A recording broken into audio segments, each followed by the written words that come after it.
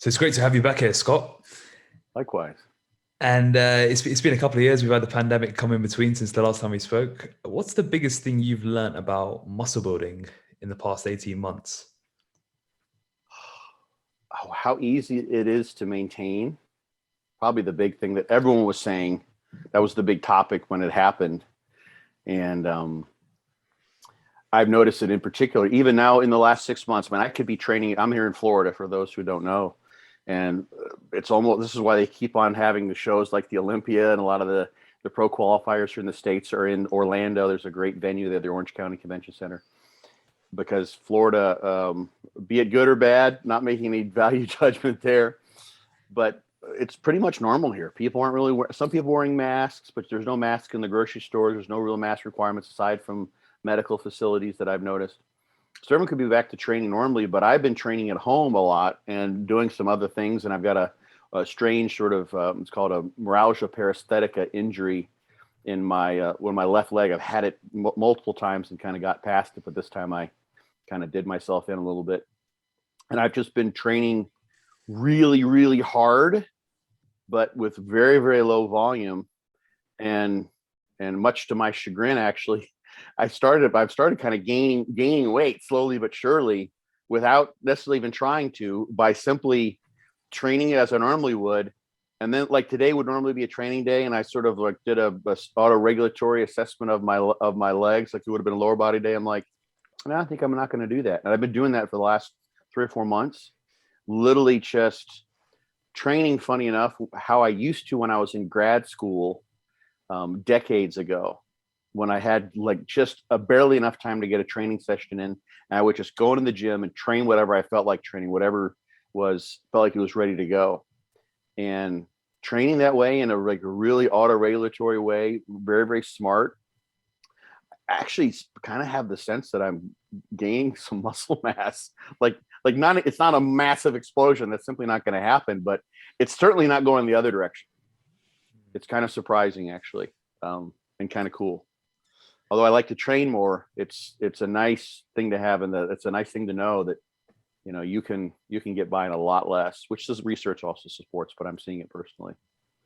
I think it's something we were speaking about earlier, Ed and I, about how one of the biggest mistakes people make, especially when they get a little bit of information, you know, they've trained a couple of years, they get a little bit of information and they want to follow the pros, and they want to follow all these high volume workouts, and they end up probably overtraining so much and doing way too much volume. And it's only when they strip it back do they see, oh, actually I am getting stronger. I can build some muscle. But they're just constantly in a recovery debt that they can never come out of.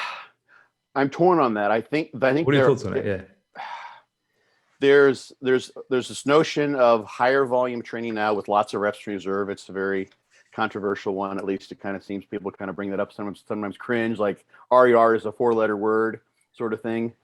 Lots of jokes and memes out there about that. And there's actually some data suggests that most people, at least when they're first starting out, really don't do a very good job of assessing their reps in reserve. So that's a fine-tuned skill.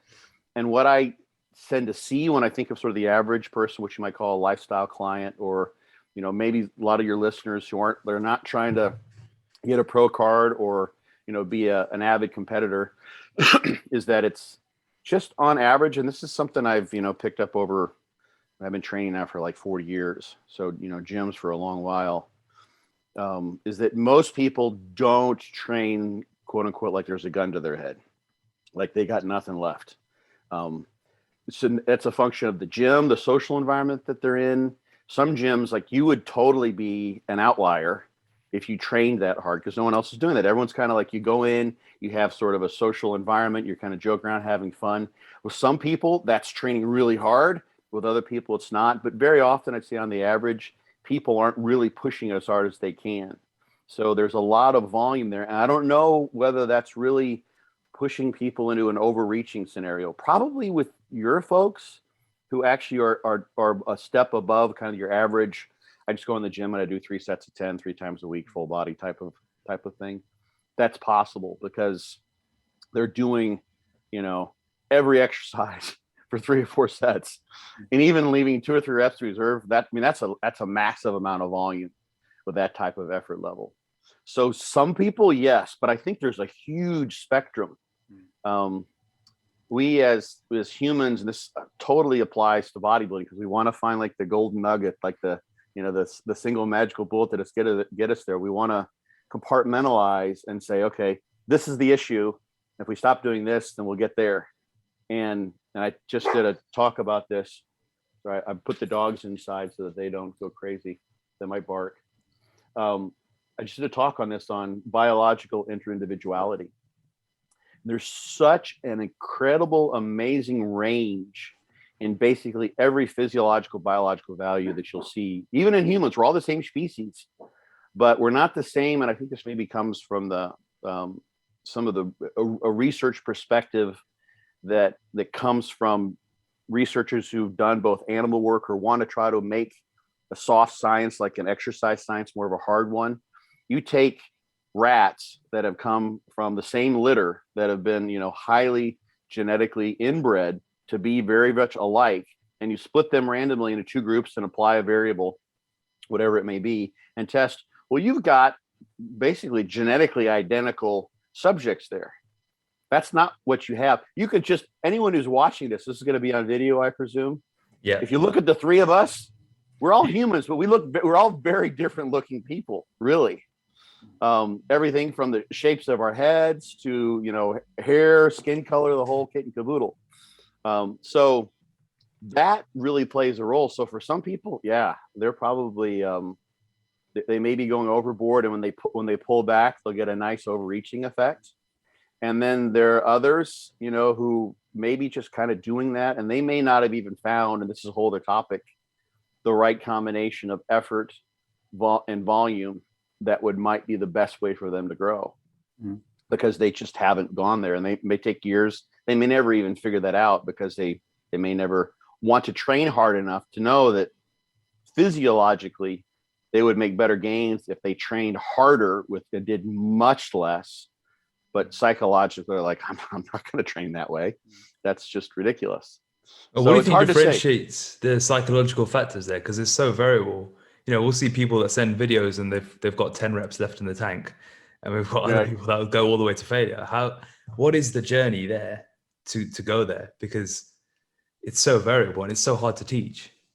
I think, well, if you look at all like lots of parameters that can be sort of parsed between nature and nurture, whether it's like personality is a big one. People talk about IQ. That's another controversial topic. A variety of things you can subjectively measure, which is what this would be. It's about 50% genetics and 50%, differences that can be explained statistically from the environment someone grew up in. And so I think there's something like, I've seen my parents, for instance, who my dad's passed on now, but he used to train really hard. He played basketball in high school, but he didn't have an athletic background. But I got them into working out as they got older, because they kind of got convinced it would help, with the aging process. And my mom hates to train, actually. She can't stand it. She won't go unless she has a personal trainer there. But she trains pretty hard. So she's got some of that built in. My dad used to train really hard. So some of that, I'm just guessing, they didn't have like terrible hardships growing up. There's some genetic component, but I really think there's a tremendous learn component. And I've talked about this on various podcasts, and there's so many examples of my favorite example relating to pain, which I've mentioned many times. You guys have maybe heard this, was we did a lot of muscle soreness studies when I was in graduate school. We had one study that was externally funded that some of it got published, but it didn't make it into the major research literature, where we had like 100 students. We ran through a muscle soreness protocol, and we were testing, I'll just call it a therapeutic for pain. And we had different levels of therapy, and we got both legs really, really sore. And then we had the test of strength loss, and then pain while walking after applying the therapy.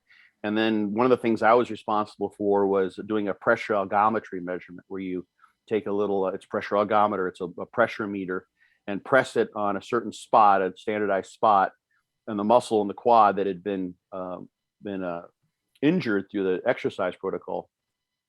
And we were testing strength. and, all sorts of things all at once. And there was people were coming through, and, you'd see like a 30% loss of strength on an isokinetic dynamometer. And then, some would come over and these were mainly college students, and I would press, and they had a visual analog scale. It was 100 millimeters long, and top was like most pain they could possibly imagine.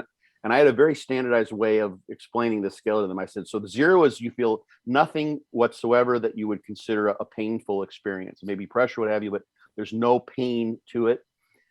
100 to the top of the scale.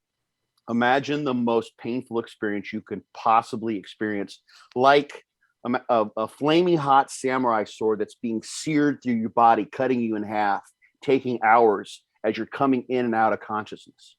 And they look at me like, oh my God, this guy's crazy.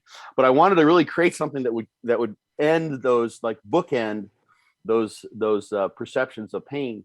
And we get like a 30 out of 100, or a 3 out of 10, a 4 out of 10, something like that, maybe higher numbers. And I started to pick up on inadvertently personality differences in seeing all these people through. And there was one guy who got whacked. His strength was way down. And it came in, and I pressed on his leg, and like, he's like, well, it doesn't really hurt. And I'm like, well, just, considering the scale, we're just like, I mean, I guess there's a little, I don't know. And he literally, like, he was only like one thickness of the pen that he used above the 0 line on the scale. He made it as close to 0 as he could, because he barely seen it. So I asked him afterwards, because he was such an outlier. I'm like, what's going on? How could this be? And he's like, I said, "Do you have some painful experiences when you're a kid?" He's like, yeah, I was kind of a daredevil, and I had some heart problems. So I was in and out of the hospital a lot, just stuff that I did. And he had, I think, 2 or 3 times open heart surgery, open chest surgery, where they cut through his rib cage and opened his chest up and then sealed him back up. And he said once he used to ride a BMX bike, and he was trying to jump it over a wrought iron fence that had metal spikes on top of the fence, and he didn't make it. And he flipped, and he impaled himself on the fence. He was alone, and he lied there for like an hour before anyone came, literally impaled, dangling on the verge of death before someone came and found him. That was his perception of pain. So we went and we made him exercise, and his legs got sore. It's like, that's nothing for him.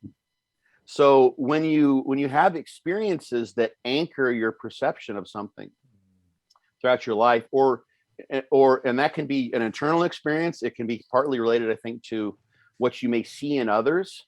Like, imagine someone who grows up working on a farm, where you get up, you have a big breakfast, you go out, you're in the sun, you just keep going, and you just do what the culture suggests you do all day long. You're going, maybe at first you're in and out of hypoglycemia as you're going throughout the day, and you come home and you have a big meal, and then you get up and you do that again and again and again. And just going in the gym and working out, like, I have to push for, it's going to be like 45 seconds.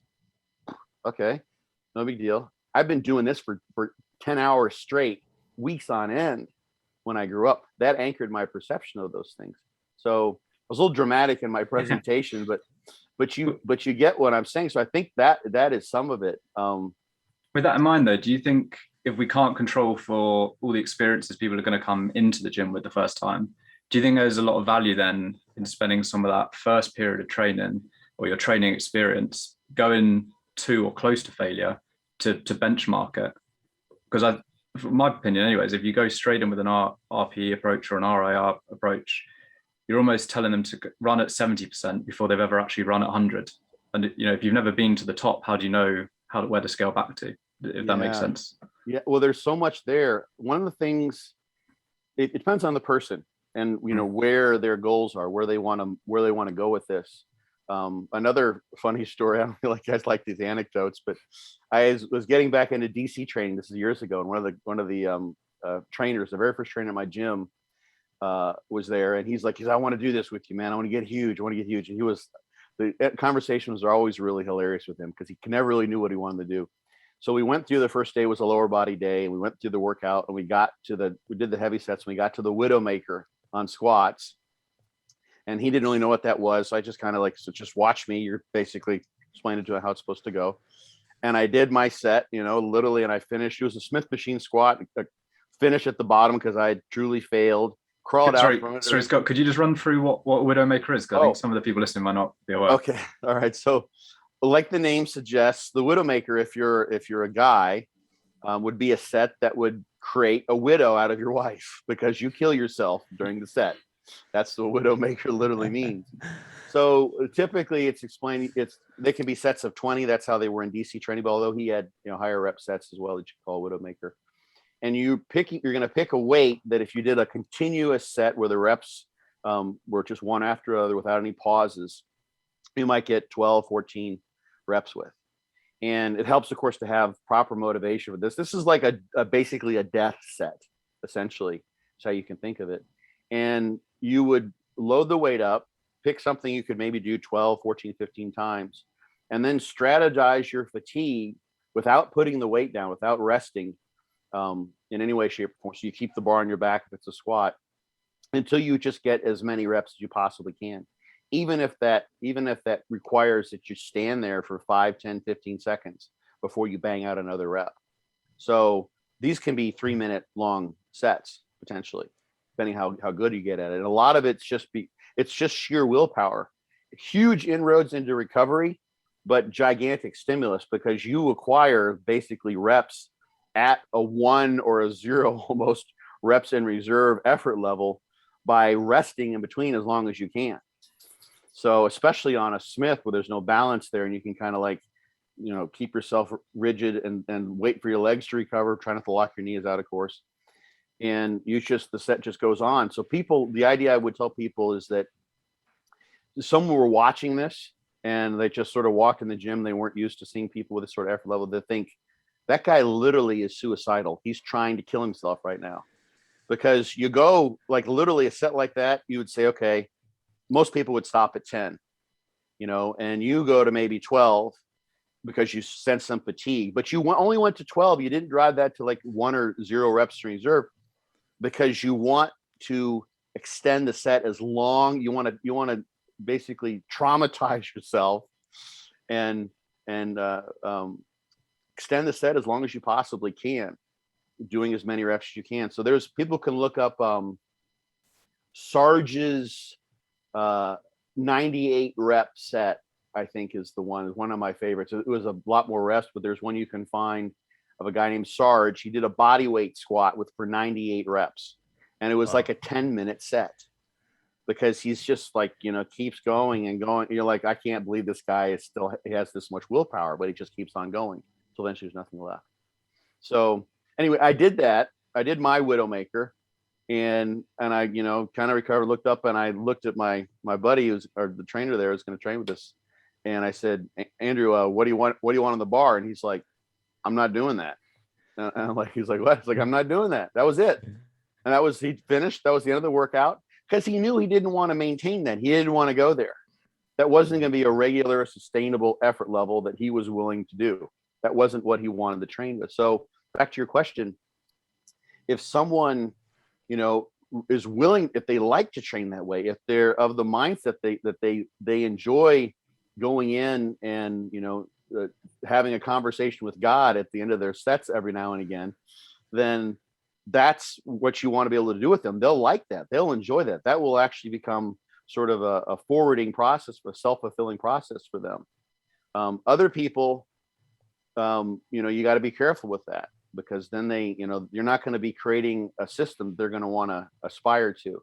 But absolutely, you made a great point as far as anchoring a failure point or 0 reps in reserve. I even think as long as it can be done safely, you have to be very careful with this. You don't just blanket, recommend going to failure because people will. Like the bizarrest things I've ever seen is like so many people squat in power racks, they don't put the safety bars where they do any good for them. And it's like, I've just seen so many people tear a quad or misstep or what have you, and the safety bars would have fixed that. There's tons of examples of those scenarios. So, but going to failure, a true failure point can be done safely with machines and various other pieces of equipment. And that truly sets the bar. And it's something that people will see. There's kind of a zone that you get in where you're like, either you're a lot of people, you can see it in their head. Like they're resisting those end reps. They just want it to be over as soon as possible. And with the right person guiding them through, like Tom Platz is a great example. You can see videos of him. He'll just say like 3 more, give me 3 more, give me 3 more. And those people would have stopped long before that, but it's Tom Platz talking to them. He's been there. It's like, oh my God, this is the God of effort, and he's telling me to keep going. You have no choice in the matter. So once you've done that, then of course, depending on the person and how much of that kind of effort they want, you can do that every once in a while, just to kind of set the bar. But there's a lot of growth that can be had in like learning what it takes and sort of being able to settle yourself into that place of being like literally on the verge of failure and what that truly means. And if anyone wants to watch some entertaining videos, you can look at Lyle McDonald analyzing videos of people taking to failure. And what you'll see is a bar velocity or a movement velocity that should be substantially slower at the end. Of course, you could always sandbag a failure rep and make it look like you failed by just going slower. Yeah. But that's typically what we'll see. And most people don't go to that place. So yeah, that definitely needs to happen, because that's what the literature, some of this was Eric Helms stuff, I believe, is shown. Like if you ask people how many you have left, and then you encourage them beyond that, they'll get many more than what they expect. Sometimes doubling or even tripling the number of reps they thought they had left if you actually push them to do more. Scott, if someone, go on, Ed. Sorry, I was just going to say, I totally agree that not everyone should or needs to be going to failure all the time. What I found often is the people who don't want to go there almost self-regulate it by having their perceived failure at maybe 10 RIR. So although, you tell them to go to failure is pushing them to 10, whereas maybe if you said leave 5 in the tank, maybe they're actually staying 15 shy, if that makes sense. Yeah. Actually was what Eric, I believe they had found. There were some people who had 10 in the tank when they thought they had 1 or 2. I mean, that would be a lot. You'd have to be, if you had 10 in the tank and you're doing a set of 12, that's a pretty poor set. I think though it's more common. I remember there's an example when I was PTing on the gym floor. I had a client who was doing his own sessions. He'd be with me twice a week and then do one of his own, which I'd program for him. And I said one time, I'll take you through the one that you normally do on your own, just to make sure everything's looking all right, because some of these numbers don't quite match up. Right. And we added 50% extra to leg press and doubled the reps. Which just shows the discrepancy, which is huge. And so although 10 might seem crazy to be out by on like an RP or an RIR scale, like that client's example was probably well beyond that, maybe above 20 reps out. Yeah. You doubling the reps, that definitely can happen. Absolutely. Yeah. So the thing is, with someone like that, like how are you, like you set that bar for them, and the thing that would be interesting to see is when he's training on his own, what does he fall back to? And you want to, it's a nice thing to know, like that if he wants to like make progress, that works for him. Let's say he finds that like you guys start training legs together and you train legs for like 2 years, and he trains because you're there to push him, and he makes phenomenal progress. And then, something happens and he no longer trains with you, but he goes back to training the way he would prefer to without as much effort. And he doesn't see any progress, and maybe he even regresses or what have you. Takes some time off. He can't get those gains back because he just doesn't want to train the way he once did. At least he knows, it's like, okay, at least I know what I got to do. A nice thing, is to try to figure out the system that works best for someone, given what effort level they want to use. And that's where more volume, I think, can play a role, being kind of tricky with your programming. Like one of the things, we were laughing that I wasn't wearing a fortitude training shirt, but one of the things that I've built into the system, which was sort of intentional, is that there's 3 different set types, and those sort of target the different ways in which muscle can grow, but it's also some variety. So I think there has to be, it's a mental trickery that you have to have. It's like, I've just got this one set that's going to be the hard one, and then I get to do some fun stuff, some pump stuff, or pick an exercise that I haven't done in a while or what have you. And so you can kind of trick yourself in that way. There's a number of things you can do with programming. Like one of the things I do with one of the set types is you don't have to come in and do the same exercise over and over again, but you keep a pool of exercises. So let's say there's 8 exercises you do with one particular set type. Like muscle rounds is what I'm thinking of in my system. And so let's say like someone there's 2 or 3 different leg presses. There's a couple standing squat variations. There's Smith squats. There's barbell back squats. There's front squats, safety bar squats. They've got like 10 different compound thigh exercises that they do for a big like go-to set. And so you might have that person, instead of like, rotating in a very formal progressive overload fashion, go and do they have a basis of their training, but then they go in and they just pick one of those. Like, okay, today I feel like I'm going to do that standing leverage squat over there. That's the one we want to do. And they just go and they look, okay, 3 months ago, this is what I did. Let's see if I can destroy that. And that's not like the night before they're lying in bed thinking, oh my God, I got to do with the standing squat tomorrow. Can I beat those reps? It's because this is the one I feel like doing. This is the one I want to do. And if they've been doing everything else, that's a nice dangling carrot, because they're probably going to beat it if it's been that long and they've gained a little bit of weight and they've made progress. It's not as psychological. I think that's a lot of it really is. It's a psychologically oppressive thing to say, now I have to beat what I did previously. Some people thrive on that. And some people are like, that was just horrible pain and torment, and I don't want to do that again. Like the example of the guy that I trained with, he's like, he knew ahead of time that he wasn't going to want to do that over and over again. So you can kind of, depending on the person's psychological inclination, you can kind of sort of trick them into having an amount of progressive overload that matches that's formalized to if someone's like, if they identify with being a grinder, they want to go in and check every box and destroy the logbook every single day, and they love that, then DC training is a perfect type of training system for them. If they're like, I don't know if I want to do this, they might come and train with you for legs like once every 2 weeks. You have the system set up, they meet with you twice a week, they're training on a 3-way split or what have you, and they hit legs once every 2 weeks. And they know with you, that's the go-to day. So they have 4 leg workouts every 2 weeks, and only 1 out of those 4 is with you. And that's when they have to try to beat a previous record. And that kind of settles in then. They come back to the exercise and they know, when I was training, we did this and this. I think I can probably bump this weight up a little bit because I think I can do that because I proved to myself I can.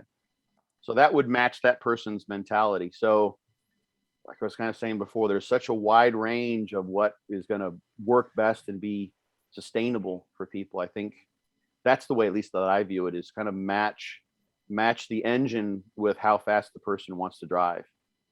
Scott, with that, would you say that walking into the gym and saying, I'm going to do the leverage squat there and have a pool of 10 exercises, that's for someone who knows how to speak to God. They're relatively advanced. They know the movement patterns. Whereas for someone who's a bit earlier on in their training journey, maybe beginner, early intermediate, doing something like that is going to just leave them to really not getting anywhere. So we're talking, this is more of an advanced strategy, because like you said, with the DC and the fortitude, I remember reading on a bodybuilding forum back in the day, you do DC training until your joints adjust, then you graduate to fortitude training. Really? Wow, someone said that. I didn't know that. DC training can be hard on joints, and yeah, that's interesting that someone said that. I think it was David Johnston who said it. He used to be the co-host of Geared Up. Yeah. I think he said it. Yeah. Interesting. Huh. I'll have to ask him about that. Because I've noticed that there seems to be a difference with joints. People did really well with fortitude training. It's one of the things I tried to do. Not to bash DC training at all, but that's funny. No. And he's a sharp guy, so that's funny that he said that. As far as the pooling, reaching into a pool, I think that can work. Someone has to know how to do the exercises, of course. Yeah. But I was really thinking of that in terms of someone who's kind of intermediate, and that would be a strategy where they don't have that overt psychological pressure that a more advanced person would probably thrive on.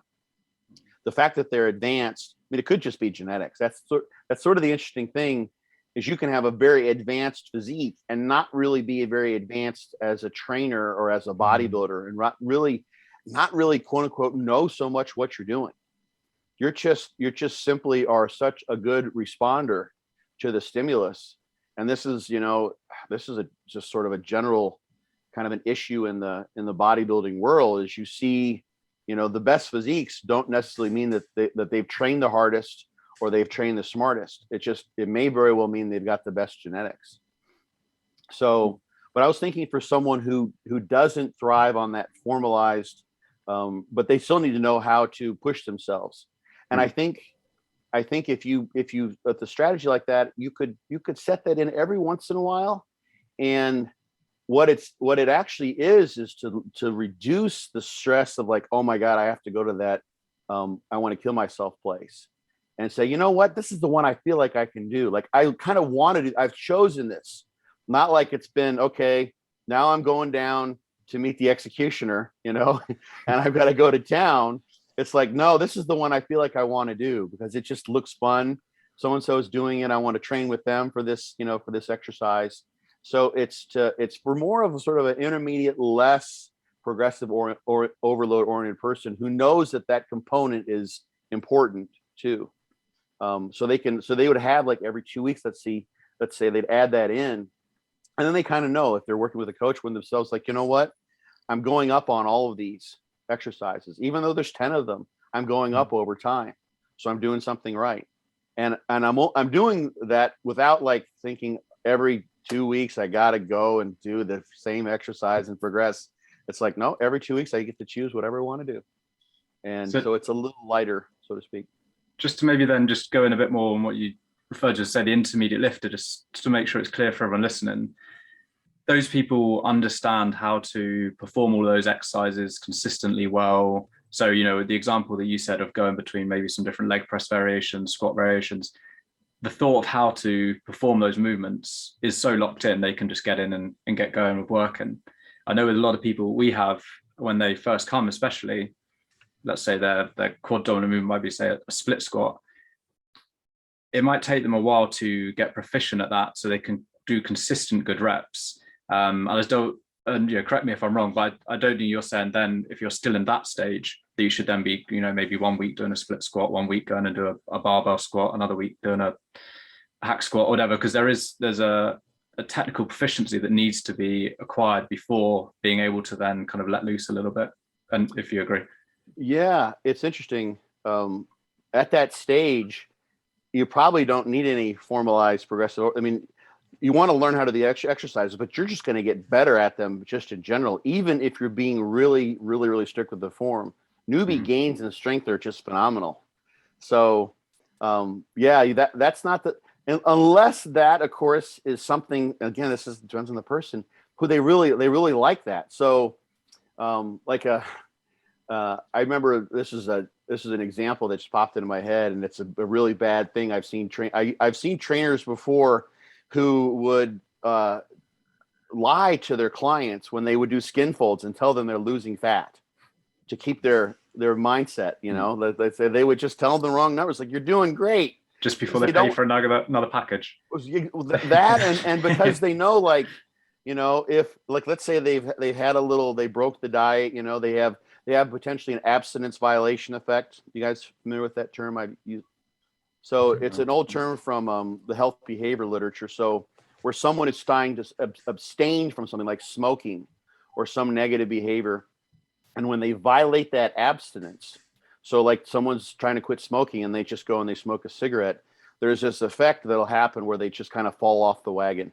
They're like, I smoked once, screw it, I'm going to just start smoking again. And they kind of give up and that's it. So that can happen with diet sometimes. It's like people, it's like, I was doing good on my diet and I went out and the nachos were just there and no one was eating them and I just lost it. And I had like, 2,000 calories worth of cheese nachos. And then they just sort of, there's a psychological shift that can happen there that can manifest in the diet and it can change your perspective on things. So if someone is in a place like that, that's when a trainer like that, if they had the best intentions in mind, would try to do something uplifting and say, hey, you're doing fine. We're doing okay. Yes, you may have had a bad meal on Saturday, but look, we're 8 weeks ago, you were this, and how you're here, you're still losing fat. So there can be a good or an evil intention behind that, trying to get them to buy another package. But you can also use this. This is just an idea with the pool of exercises. But I think it works for some people really well. Is then you can say, look what you just did. Oh my gosh, you just doubled your reps. For this weight. Let's go back to what you did. So they've been making progress. You're keeping their form. You're adding like 5 pounds to the squat bar, or, you know, tens to the leg press or whatever it might be. And you're moving up slowly. And it's like 8 weeks later, and you really focused on form for this sort of training cycle, the way you structure things. And it's like, let's do something cool here. Let's go back to what you did 8 weeks ago. And they'll be like, that's so light. It's like, yeah, exactly. And you're going to do it perfectly with the tempo and the depth and everything. And they destroy it. They did 12 reps before, and now they get 35 reps. That's a huge motivational booster. Like, whoa, I'm an ass kicker. That'd be very, very fun. And that could actually turn them on to the idea of progressive overload in a way, because they get to see their results.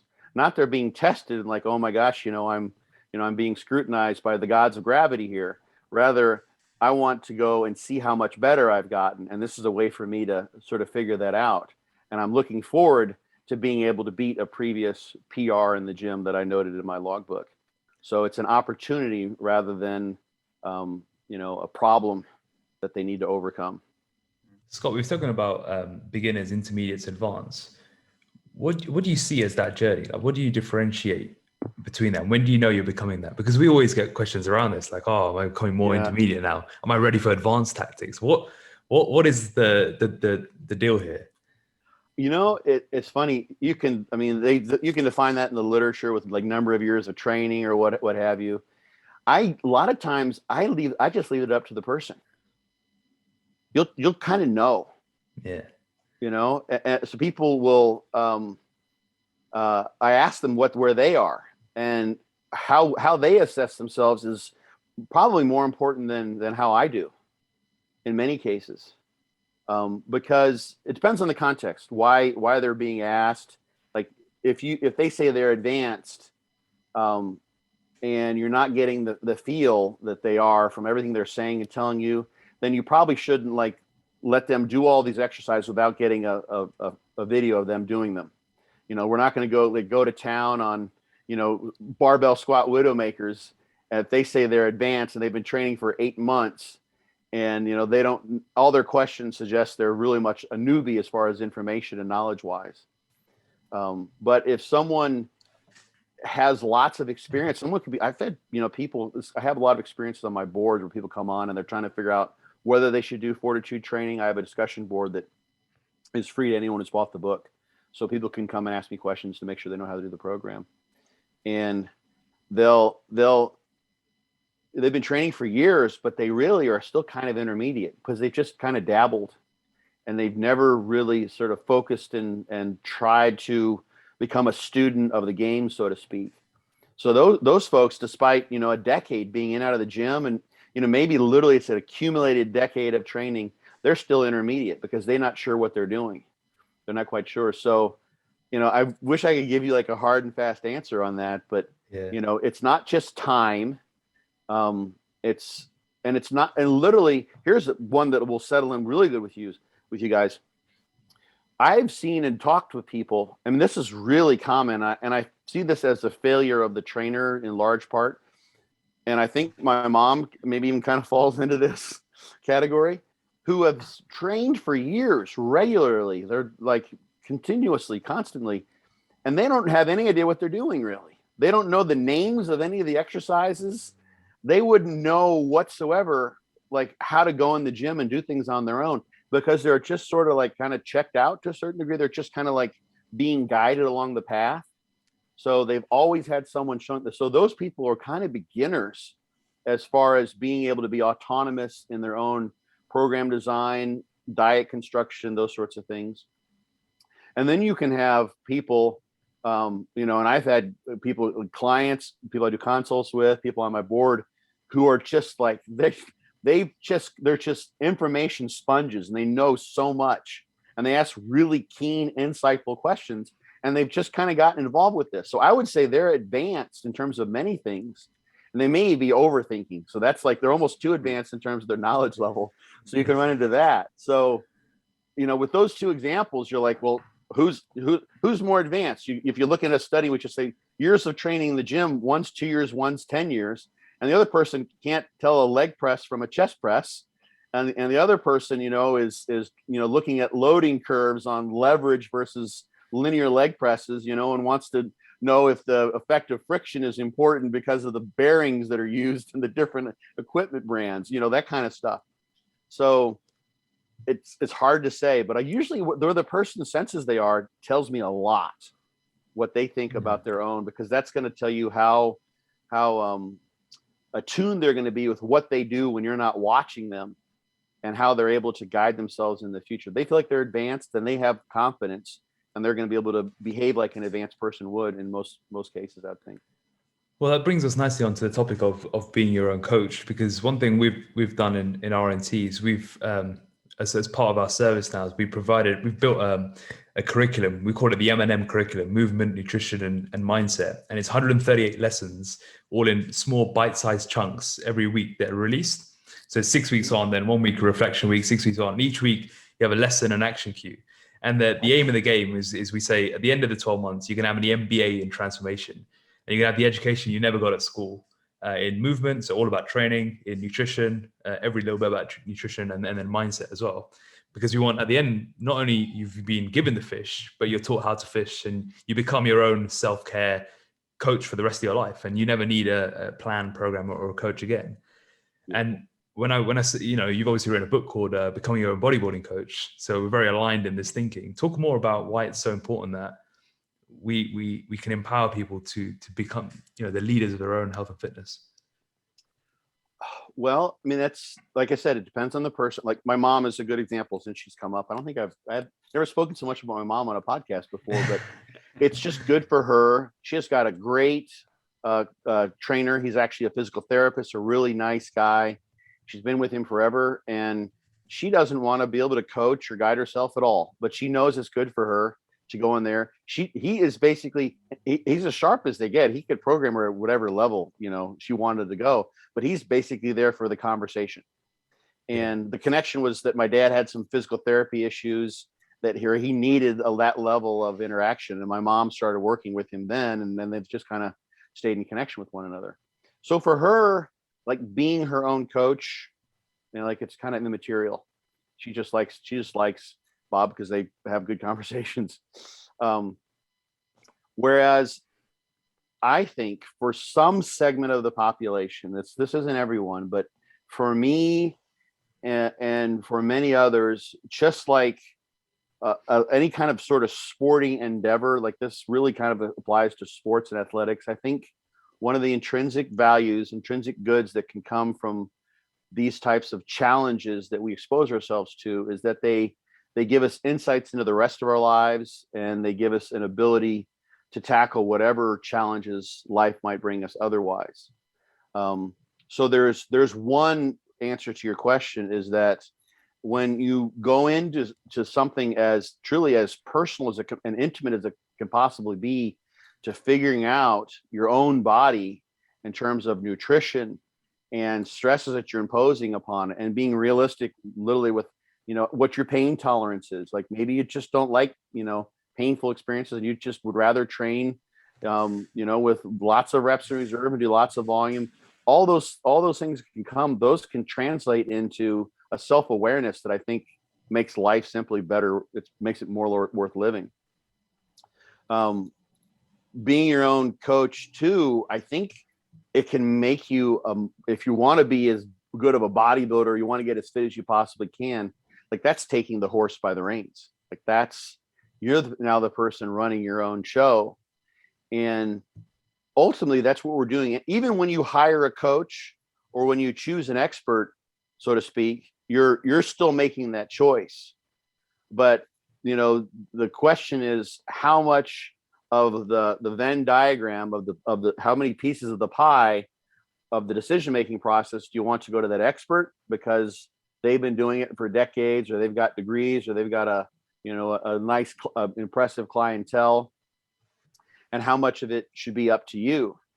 And I think to the extent possible that you can be the expert, so to speak, you can be your own coach, the more value for many people you can get out of the experience. And it's been really cool.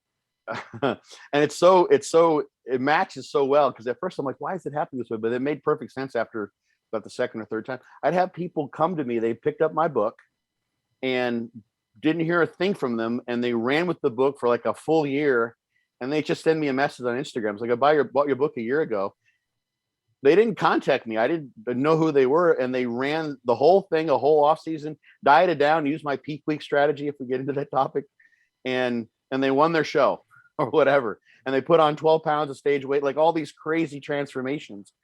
And I think of like how that must feel to them, you know, and in comparison maybe with, not that there's any right or wrong to this. So I'm not trying to say that there's, you know, working with a coach is a bad thing or in any way, shape, or form, but the sense of accomplishment that must come from having done that, you know, and what they learned over the course of that time compared to someone, you know, let's say their counterpart hired a coach on, and the coach just kind of gave them information, told them what to do, but they didn't know the hows or the whys, and they ended up winning their show.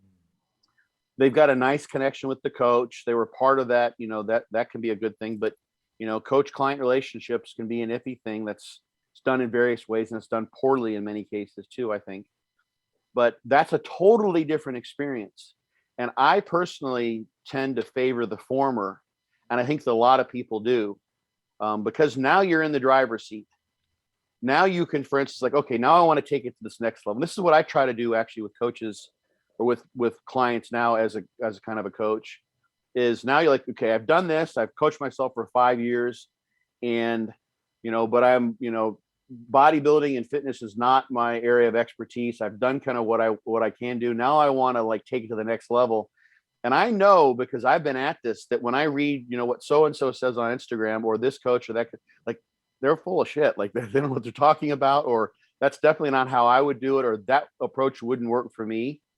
And then you can go and really, with some astute awareness, pick out and not be bamboozled, or not be basically unsure of the choice, and find a really good coach that can take you to the next level, that can give you information and fill in those gaps and those blanks that you weren't able to fill in.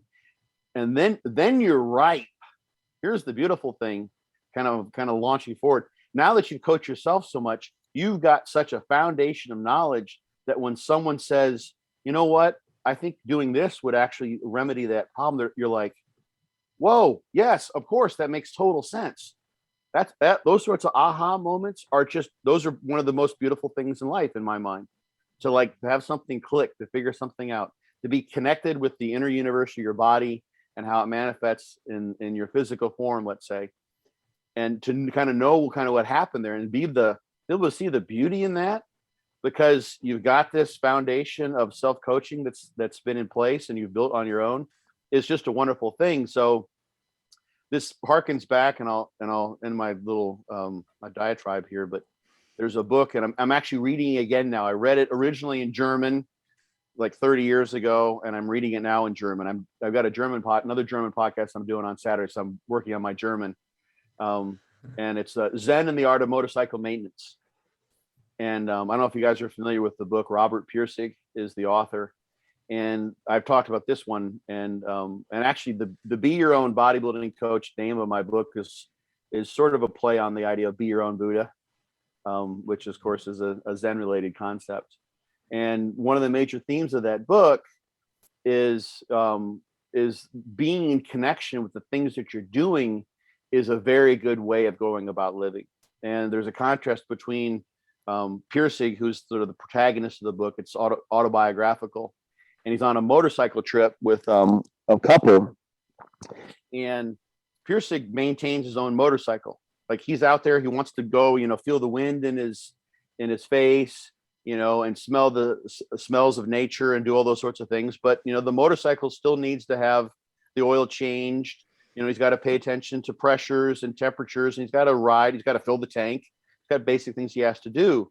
So he's connected with the motorcycle, is not disconnected from all those beautiful things that he's experienced when he's out there riding. He's not using the motorcycle as an escape to try to get the rewards of being on the trip. He's connected with everything that's involved there. So he's got connection like throughout all the bits and pieces of the life experience that he's having. And that's contrasted with this couple where the guy, the husband, he's complaining about his motorcycle because he's got to do all this shit and he's got to take it in and it breaks down, and he doesn't do a good job of maintaining, and he doesn't do the things he should. And because he's just wanting to not have to deal with life's, with the what presents to you, what is presented to him in life. He doesn't want to live in the present moment with, you know what, the oil light came on, this damn motorcycle, I just had this check, 3,000 miles ago, I shouldn't have to do this. So he's rejecting things. He's trying to bypass what life is presenting him in the moment. Whereas the idea that's put forth by Physique is, if you address and connect with the things that are there, then you've got a better, higher quality life experience. And I think there's some analogy between that and what happens when some people go and they hire a coach, and like you probably have clients like they don't want to do anything that you suggest. They just want to get to where they look the way they look, and they want to get the trophy, or they want to get to the end of the experience, and they're battling you all the way. And like literally, it's like they're fighting against the process that they're paying you to guide them through. It's like, you paid me to guide you down on this path. We're going to go on a hike, and I'm having to drag you along the path. What's going on there? And that's totally opposite to the person who's like, you know what? I got a map, but the map kind of shows me where the path is, and I'm going to go and identify all the mushrooms along the path. I'm going to figure out what those trees are. What are those birds? Oh my gosh. And they're enjoying the moment. They're like, oh shit, I just, fell in a big mud hole and I'm muddy as shit, but that's okay. I can wash that. I'll figure out how to get, what are these colors from this flower that got on that stained my fabric? What is that? And they're just curious about the whole experience, and they get to the end. What they've experienced at the end of that path when they get there is a totally different experience than the person who got drug along by their guide because they got to the end of the path. Sure. Or I use the analogy in my book. It's like, going to the climbing a mountain, and the book is kind of like a Sherpa, but you do the climbing. It's very different than if someone drives you to the top of the mountain and just gets you there. Totally different experience. So I think that experience of being your own coach, it really embodies sort of the magic of living in the present moment into this experience of bodybuilding, which is such a ripe one because of the things that you can learn. And it's the fact that when you challenge yourself, like you see in the memes that are everywhere, it's when life is difficult that you actually get something meaningful out of it. Those are the things that when life's hunky-dory and fun, like, it's good. We should have vacations. We should have, those good moments, but it's life's challenges that tend to give us insights and to make us quote unquote better. So bodybuilding and dieting or, getting in the gym, those are all challenges that create an opportunity for insight and bettering ourselves, and doing that on your own, sort of self-exposure, that I think even amplifies the potential of this whole endeavor for making us better versions of who we once were. So those are my thoughts on that one. I love it. So when someone asks me, well, why should I bother learning? I'll just forward them this podcast and tell them to skip to this bit. Okay. Yeah, just my thoughts. Yeah. No, you could feel like my mom, and then you're good to go. Yeah. That's how she does it too. Scott, do you is bodybuilding your version of meditation? I think so. Yeah. I've been asked that in part, but I still have meditate. I try to practice sort of meditation as a mindfulness experience. Observing thoughts. Yeah. As a third person, as the watcher, so to speak. Eckhart Tolle calls it the watcher. I like to stop, and I have all sorts of kind of bizarre epiphanies when I connect things in various ways. But yeah, it was one form of that for me. But it's been an evolving one. It's been kind of an interesting practice because, I've had workouts when I've cried in the gym. I've had tears coming down my eyes because I'm experiencing something tough in my life. And then I've had workouts that are very much like Ronnie Coleman is, and Unbelievable, when he's just buddying his way through, this blissful experience of just picking up heavy shit and going to town. So it's a way to sort of evoke emotions, to conceal, or to sort of what's the right word for this? Not to conceal, not to hide, but to sort of reveal and experience the depth of emotions. It sort of brings those things out, kind of like a good therapy session. sometimes it is just therapy. I've even had posts like this one wasn't about perfect form or breaking a PR or progressive over. This was just about going to town and just an energy release. So it is meditative in that sense, but it's not like, it's not the same as, having a mantra, an om or something like that necessarily, although sometimes it can be that way. So it's a multifaceted form of meditation, I guess. Do you practice different variations of meditation? I have, but not on a regular basis. No, I've done, Qigong and Tai Chi was part of my training as an acupuncturist. So I have some experience there, but, no, I haven't. I wouldn't say that I'm a practice meditator in the formal sense. Yeah. At all. Because I know you've studied a lot in Eastern medicine, right? And Eastern philosophy, and you've tried to always combine elements. So I was curious to whether you had a spiritual practice or a meditation practice. It's just a mindfulness practice, I think. Yeah. So no, I probably should incorporate that more. And it's funny that you say this. Maybe this is where you want to go, like with some of the podcasts. But it's been curious. I've got this opportunity to start speaking German again. And I was a foreign exchange student like 30 years ago, but I really haven't had any chance to speak German. Like I was thinking, maybe we're talking like a total accumulation of maybe 2 hours of German in 30 years. But I really dove into the language when I was there. When I lived there for 6 months, a foreign exchange student, 6 more months. And now I've had the opportunity to do this again. And I think one of the things I'm trying to connect here is that meditation gives you a still point. One way to view it gives you a still point so that you can be more mindful during the rest of your day. If you're sitting there like doing let's say a mindfulness or a meditation exercise, we're just watching your thoughts and just imagine them as bubbles, or watching your breath. That gives you sort of a still point reference, which is analogous almost to that pain reference that we talked about before with, how people gauge RPE or reps in reserve, what have you. And so it gives you an outsider's view, so to speak, or another alternative view, or a different range, a different scale upon which your perception of reality is reflected.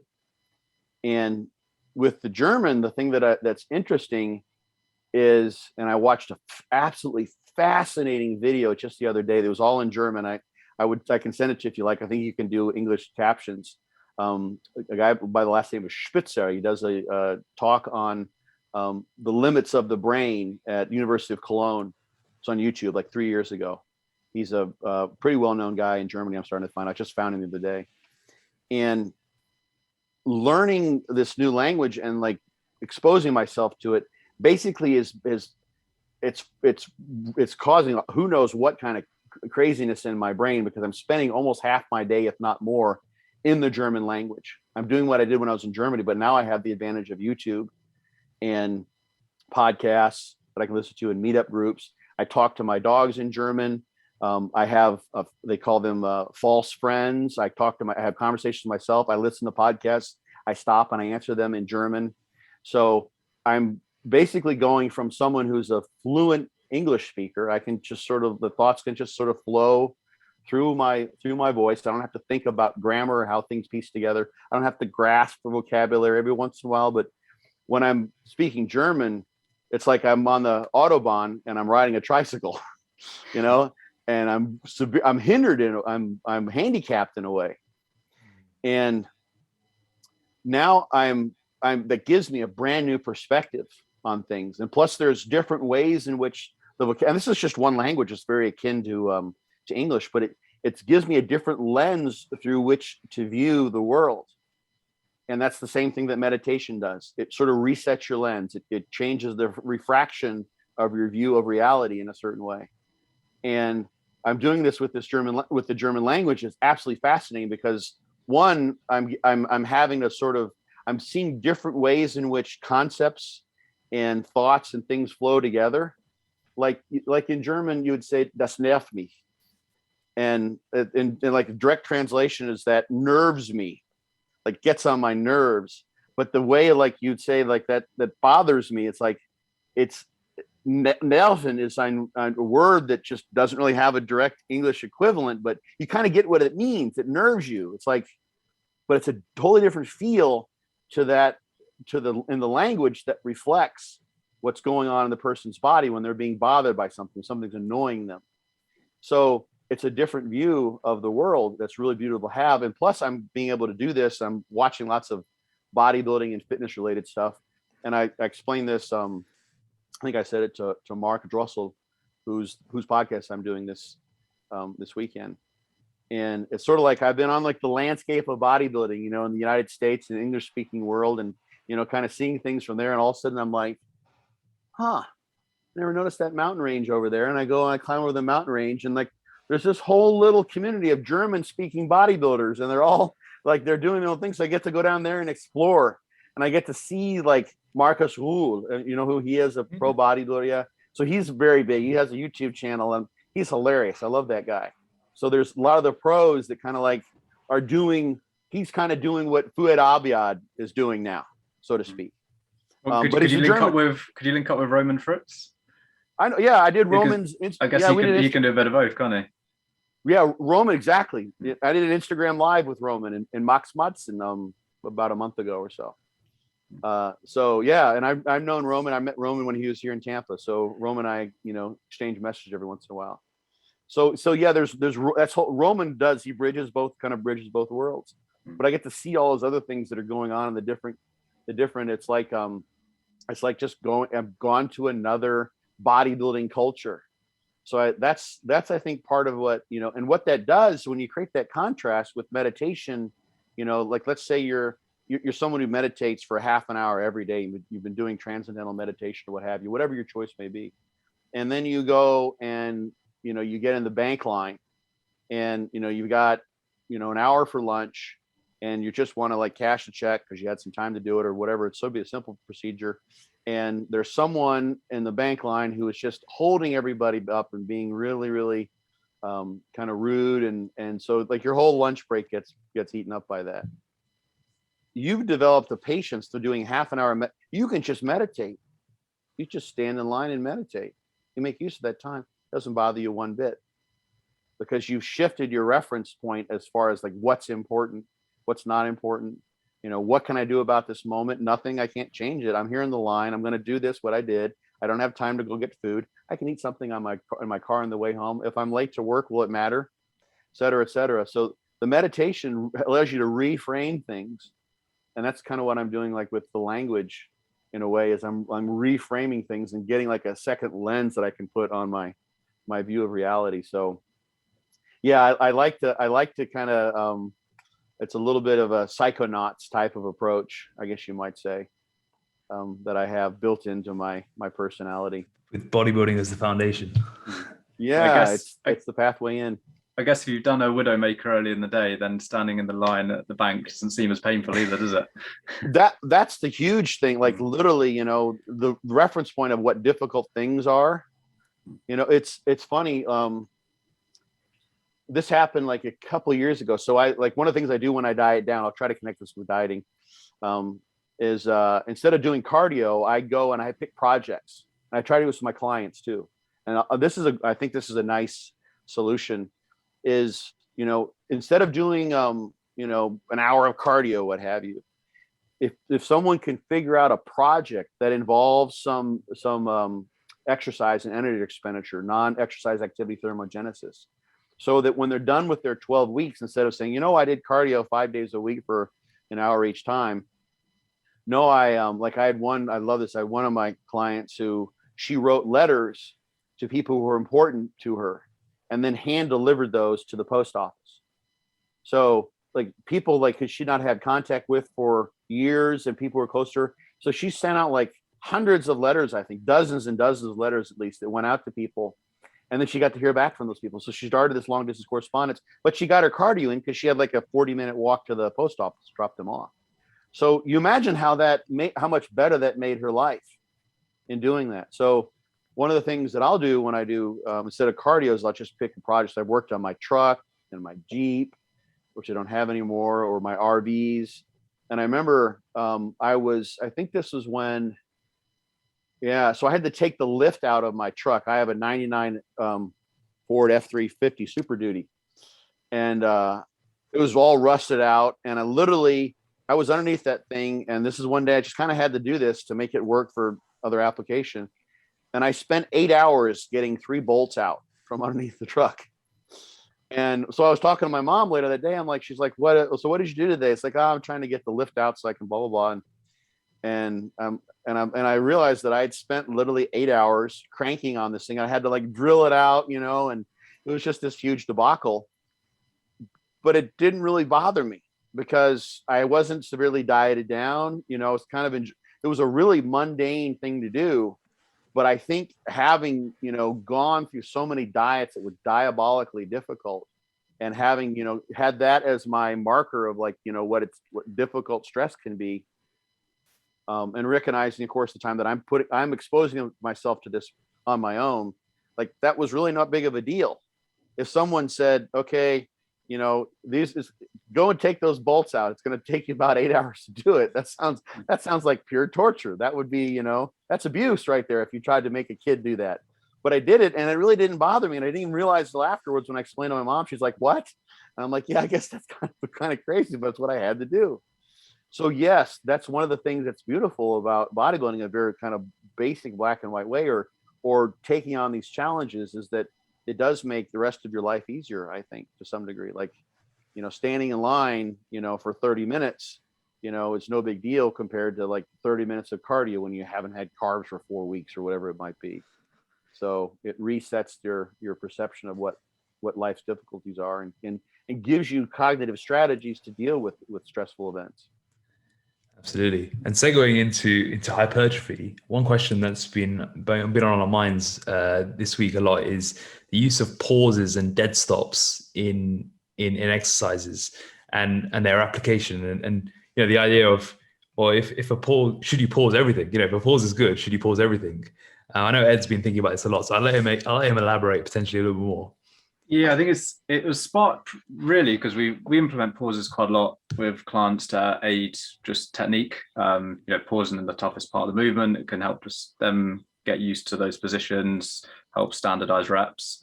And then it kind of sparked a conversation amongst us that if you can get these benefits, why not do that for all movements all the time if it is going to help, standardize range of motion, et cetera, et cetera. Right. Okay. Because I guess the question to maybe direct it is, what would your argument be for? Well, why do you anyway? Then maybe not pause every rep you do if hypertrophy is the goal. Well, there's one issue can be if you're not standardizing the pause. If you're trying to use progressive overload as something to drive the growth adaptation, then longer pauses. This is what happens with some people can get better at widowmakers just because they strategize their pauses, so to speak, so that they can get more reps. Eventually, of course, you'll exhaust that. You can only get so good, hopefully, at that strategy, and the progress is because of a growth adaptation, or the muscles become more endurance oriented. So one thing could be if you haven't standardized the pause tempo, then that can kind of throw off your log booking a little bit.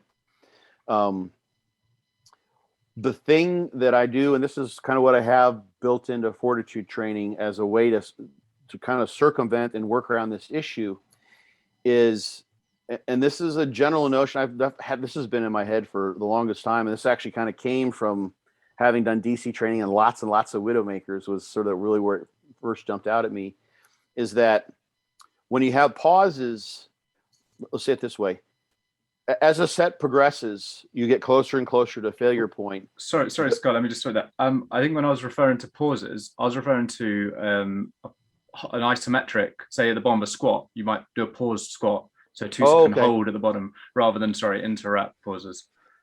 Okay. So not at a resting point, but like literally where you're holding the weight. Yeah. So let's say leg press, we might tell a client to pause for 2 seconds when their knees are as close to their chin as they get. Right. What would be the kind of I think the reason we do it for a lot of clients is it teaches them they have to control the eccentric they had and they have to pause it. Right. They get used to being in that hard position. They get used to not bouncing out the bottom. The range of motion remains a bit more consistent. So that's then what sparks us to say, why don't we all, even once we've progressed beyond that kind of learner stage, keep pauses for all our reps, if it can then help us in those ways. Yeah. So that's kind of the opposite of where I was going. So it started going, and I was kind of thinking, I'm not sure this is quite right. But. Thank you. Yeah, that's good. So here's the interesting thing. So we know, and I'm working on an article on this idea too, but we know that you can literally use loads, even in older folks, you can go lower than this, but 30% of a 1 rep max, especially the blood flow restriction studies show us this, and you can maybe go up to, close to 90%, that's maybe a triple or a little bit lower than that. And like, that's your range of load that you can use to produce muscle growth with. So kind of keeping that in mind, if you go back to the scenario that you just had where you've got a pause there, a 2-second, let's say, and you're doing, any number of reps, a 10 rep set, the load's going to be less. You basically are shifting the relative aspects of the stimulus that comes from that set from tension to metabolic stress, and then what that does to the activation pattern. And what we don't kind of know, and I kind of have all 3 of these in my fortitude training system, we don't really know, particularly how to discern whether metabolic stress or lighter loads would be better for some people, or heavier loads would be better for other people. So imagine someone who just, because of their genetic makeup, the way all these processes are turned on, and actually a podcast will be coming out this Thursday that we just did Sunday. I went into all sorts of aspects of this on my Muscle Minds podcast. Is we don't know necessarily how to tell. Some people might grow really well from doing heavy sets of 8 to 10, and other people might do better with sets of 20. And you're talking about a lighter load with a pause and a hold, and a great way to standardize the reps, as long as you kind of keep that tempo and everything the same. But it might be, for instance, for someone that doing that, where, let's say their leg presses are going from 200 to 300 pounds on the rack, on the sled. There might be, for some people, they would do better creating heavier loads with controlled tempo. We're not talking like, throwing things around, using 50% or 80% more weight. That might be overall a better stimulus if you had to choose one. And here's the thing, you constrain me with, the parameter of your question, like, why not do this for everything? And I think that's a great strategy, because if you could see, let's say, progress using that with a pretty well controlled tempo, and then you might have another aspect of your training. This is what I did with fortitude training, where you're doing heavier training with, a continuous repetition, no pauses at the bottom, no isometric holds. Then you have that stimulus coming into play. And chances are, and this is kind of what I think your original thought was, you want to keep people from being bouncy and sloppy with their reps to some degree. So you're gonna teach them from that very constrained, controlled form. And they'll know if they start to get sloppy like they would have otherwise, they'll know that's so different. Like, this is just, obviously I'm being terrible. They're probably going to have some carryover in terms of how controlled their reps are otherwise. So you've got a great advantage there. One of the things, so that's one aspect of why not choose that all the time, is that you don't know if that's the best sort of way to train a muscle for growth for everyone. Some people might do better with heavier loading, lower reps, shorter sets, for instance. One of the things too, and this is why we talked a little bit about before we started recording about inertial training, that it seems that eccentrics are more important for growth than our concentrics, is that muscle intrinsically, by virtue of you can see this in the force velocity curve, by virtue of how it produces force, produces more tension during eccentrics than concentrics. Less muscle is used to lower a load than lift a load, and it's substantially less. So muscle can be more heavily loaded during eccentrics versus concentrics. So you can see, for instance, and you can take advantage of this with like an isokinetic device, where you set the velocity of the machine, the angular velocity, let's say it's a knee extension, and it's 1 second up and 1 second down. Or let's say 2 seconds up, 2 seconds down. So pretty slow. And you press up as hard as you can. And the force is as high as it's going to be at a max effort for that velocity. The faster the velocity, the lower the force. And then the machine just pushes you back down. You got no choice. It's a 2 second eccentric, and you can push as hard as you can. Machine's going to force you down, and you might have twice the force that you're producing, and you will have less muscle used as well. So you might have 2.5 times the amount of force relative to the amount of muscle that's employed. So there's a tremendous tensile overload that happens. So that's part of the reason why there's so much muscle damage and soreness when you do eccentrics only. That's what we do in the study where I talked about the guy that had the pain sensitivity was so low. It was an eccentric only study, because your fatigue comes with the concentric, almost minimal to no fatigue on eccentrics. So keeping those ideas in mind, coming back to a situation where, let's say you do have a little flow to the reps, let's say, where you've got a little momentum that's carrying you to the top, you can literally, like, let's say if you start on the eccentric, if you have a little bit of a stretch shortening cycle, not like a sloppy, like, bounce the bar off your chest and try to cave your rib cage in, or bouncing the leg press off the bottom of the safeties or something like that. But you can have a little bit of a stretch shortening cycle, which is a very efficient way of changing the direction of a load. That's what we use when we're running and jumping, and get the weight going. So the weight, you have some assistance on the way up to match the fact that the muscle isn't as strong on the way up. And now you can have a heavier load that you're lowering because of the way you're moving the weight. So everyone can imagine this example. Take 135 pounds on a bench press, and imagine someone does slow, controlled 1 second, 1 second, 1 second, and then take someone who decides they're going to go, and they're able to also have a good contraction in the muscles. And this is the key here, a mind muscle connection that's appropriate. You go too fast and you lose that. I have a whole talk I give on the mind muscle connection. But if you can ensure with a little bit of body English in the rep, that actually matches this force velocity curve, the intrinsic contractile abilities of muscle, and will allow you to have a greater load on the eccentric, because you'll be able to lift with a little bit of body English. You can get a heavier load up. That's why cheat reps, you do a set, you're doing good form, and then you do a little cheat. That, like for biceps, that's a great thing you can use, or have a partner kind of help you. It's basically cheat reps or force reps that you're helping yourself with. So now you throw some body English in, and you're able to kind of move the weight up, as long as you're keeping the biceps contracting as hard as you can, and the body English is assisting in bringing the load up. Now you've got a heavier load that you are then lowering. That's what a forced rep is. You're getting assistance on the way up, and then you're doing eccentrics you wouldn't have otherwise been able to do. So, like, that's sort of the extreme example of a difference between what you're doing. You're doing very controlled isometrics, eliminating the stretch shortening cycle, and you're going to have lots of fatigue, lots of metabolic stress, and that is going to accomplish getting those high threshold motor units involved really early in the set. As long as especially if you don't have any release of tension, like there's no pause at the top, those are going to burn like crazy. And you're going to get activation of those motor units at a lower load. It's probably better on your joints. There's lots of advantages there. And you can get growth from that. You can go very, very light, especially the blood flow restriction studies, or if you do continuous reps, you kind of get the same effect.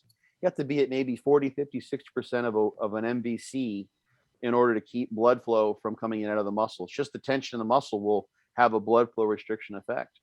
That's one way path to muscle growth. Being a little bit more sloppy and kind of getting after it is a way then to match the force velocity curve to skeletal muscle. So you've got good loading on the way up, you've body English your way up the top, and then you've got that eccentric that's now heavier, assuming you're not just letting the weight drop. That's the thing a lot of people do in the gym. That's our natural tendency. If you just try and move the weight around, you would just bring it down and like have control it to the point where you can get the best stretch shortening cycle and just throw it up. You're just trying to like move it in space. That's not what what I'm talking about here as far as in a bodybuilding context. And it's funny, I'll use Ronnie Coleman. I know he's pretty banged up, but if you watched him, and this is what I sense, and I've seen this too, this is kind of an intuitive sense that some people don't pick up on. It's something I think picked up on. You can watch people who do kind of ballistic style bodybuilding training, and some of them have a really good mind muscle connection and others don't. And I can just sort of sense the way the body segments kind of move together, whether they're like, if they're pulling with their back, are their elbows driving back and they're pulling back with their scapula, and the musculature and the biomechanics of the skeleton moves in a way that suggests they're using their lat musculature, or are they getting kind of a bicep curl that's going on at the same time? They're getting a lot of elbow flexion. It's like, I can tell they're just being sloppy and moving the weight around and using a bunch of muscle that isn't the target musculature. Whereas you can do body English in a way that's got a good mind muscle connection, and the body English actually keeps the weight moving to load the muscle more so on the concentric and the eccentric, assuming you got the target muscles going the way you want them to. So there's some thoughts for you. Potentially, just for myself as much as anyone else there, doing the pause and cutting out the advantage of the stretch shortening cycle, you're almost robbing yourself of what you could give your muscle in the eccentric.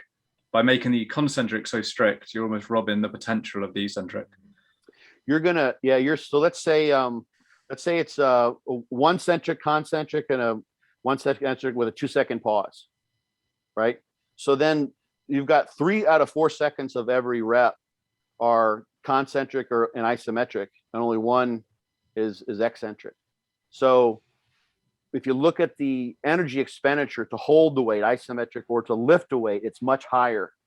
So you're going to get, using the same load, whatever it might be, you might get 10 reps, whereas you might get 15 or 20. You would know from experience probably in changing this. So now you've gone from 10 reps and then just 10 eccentrics versus 20 eccentrics if you did those with a continuous tempo, because you're inducing more fatigue. So we know you can get good muscle growth, obviously, with lower, like I said, with the lower load, higher rep training for sure.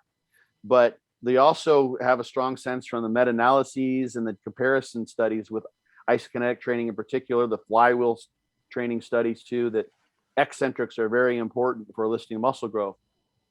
But big caveat here. This is the one that I like, one of my kind of like little pet peeves too, I guess. One of my big themes is that more isn't always better. And I really think of, and the research generally supports this idea, I really think of the growth stimulus that's brought on by training is a hormetic stimulus. So X amount of stimulus will produce X amount of growth, nutrition, recovery, everything else being in place the same. More stimulus, more growth. At some point, you've got sort of the maximal growth adaptation that you can elicit with given the amount of training, the way you're training. And then if you do more of those high quality sets, whatever they might be, let's say they're, non-tempo regulated sets or just continuous reps with no pause at the bottom, and you're getting a lot more muscle damage. You try to do, 8 was really good and maybe an ideal spot, and you try to do 16. Well, now you're doing too much. Your recovery doesn't match the stimulus, the inroad that you've made. So now you've gone too far. So it may be, and here's the thing that's tricky.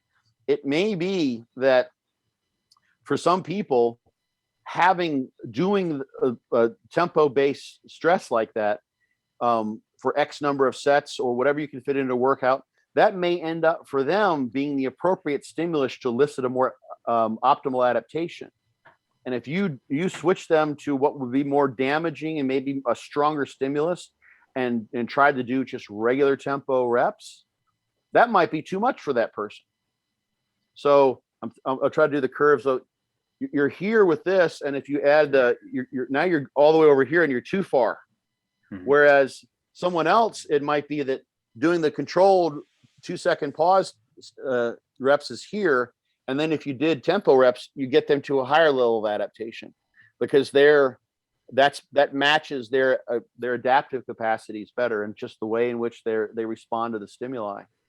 And I'll throw out, my favorites. The study comes up like almost every time I do a podcast now. It's pair of studies, but Damas is DAMAS is the author on the second publication. And the first publication, this group did, they basically used an internal control. They trained one leg 5 times a week, 3 sets of 10, 8 to 12, basically 5 days a week.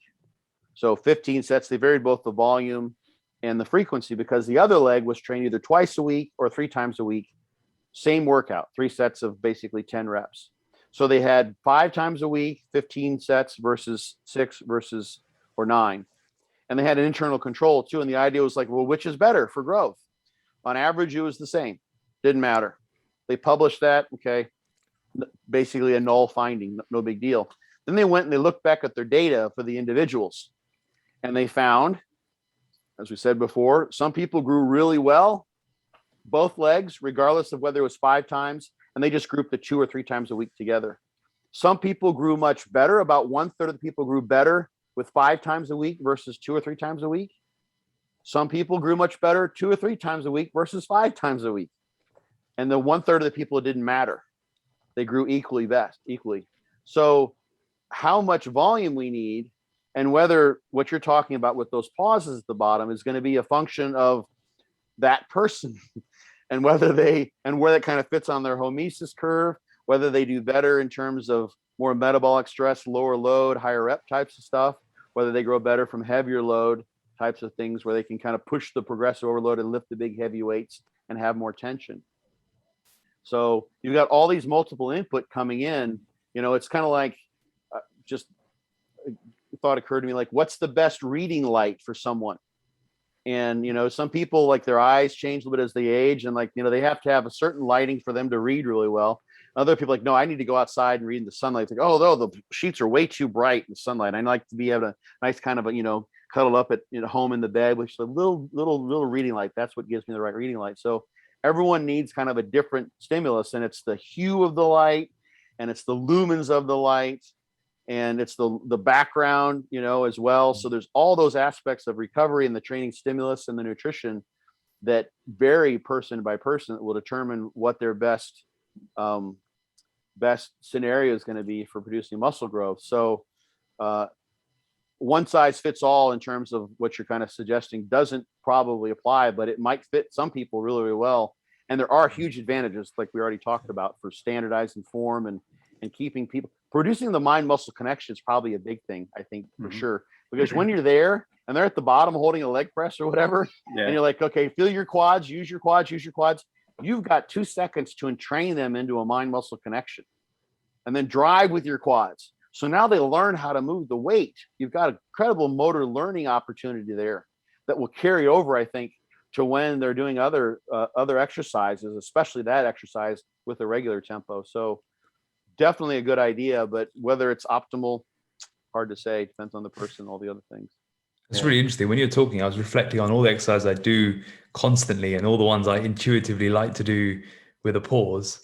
And there's a real difference. And when you describe the body English thing, I have this thing with when I do rows, is that whenever I look at my videos of rows, I always send it to people and say, oh, do you think I'm using a bit too much body English? But at the same time, every time I try and do it strict, I never get the connection in my back. But when I use a little bit of just momentum, I feel everything in my lats, and my lats are my strongest body part. So it's very strange. Like when you said that, I was thinking that's exactly. But then there's other body parts where if I pause, I feel way better doing it than if I don't pause. So there's probably is an element to I guess it's just like experimenting and seeing what works. Well, bodybuilding, there's motor learning that happens based on the things we've sort of done throughout our life. We can obviously learn skills and become really good at things we didn't have any idea how to do necessarily.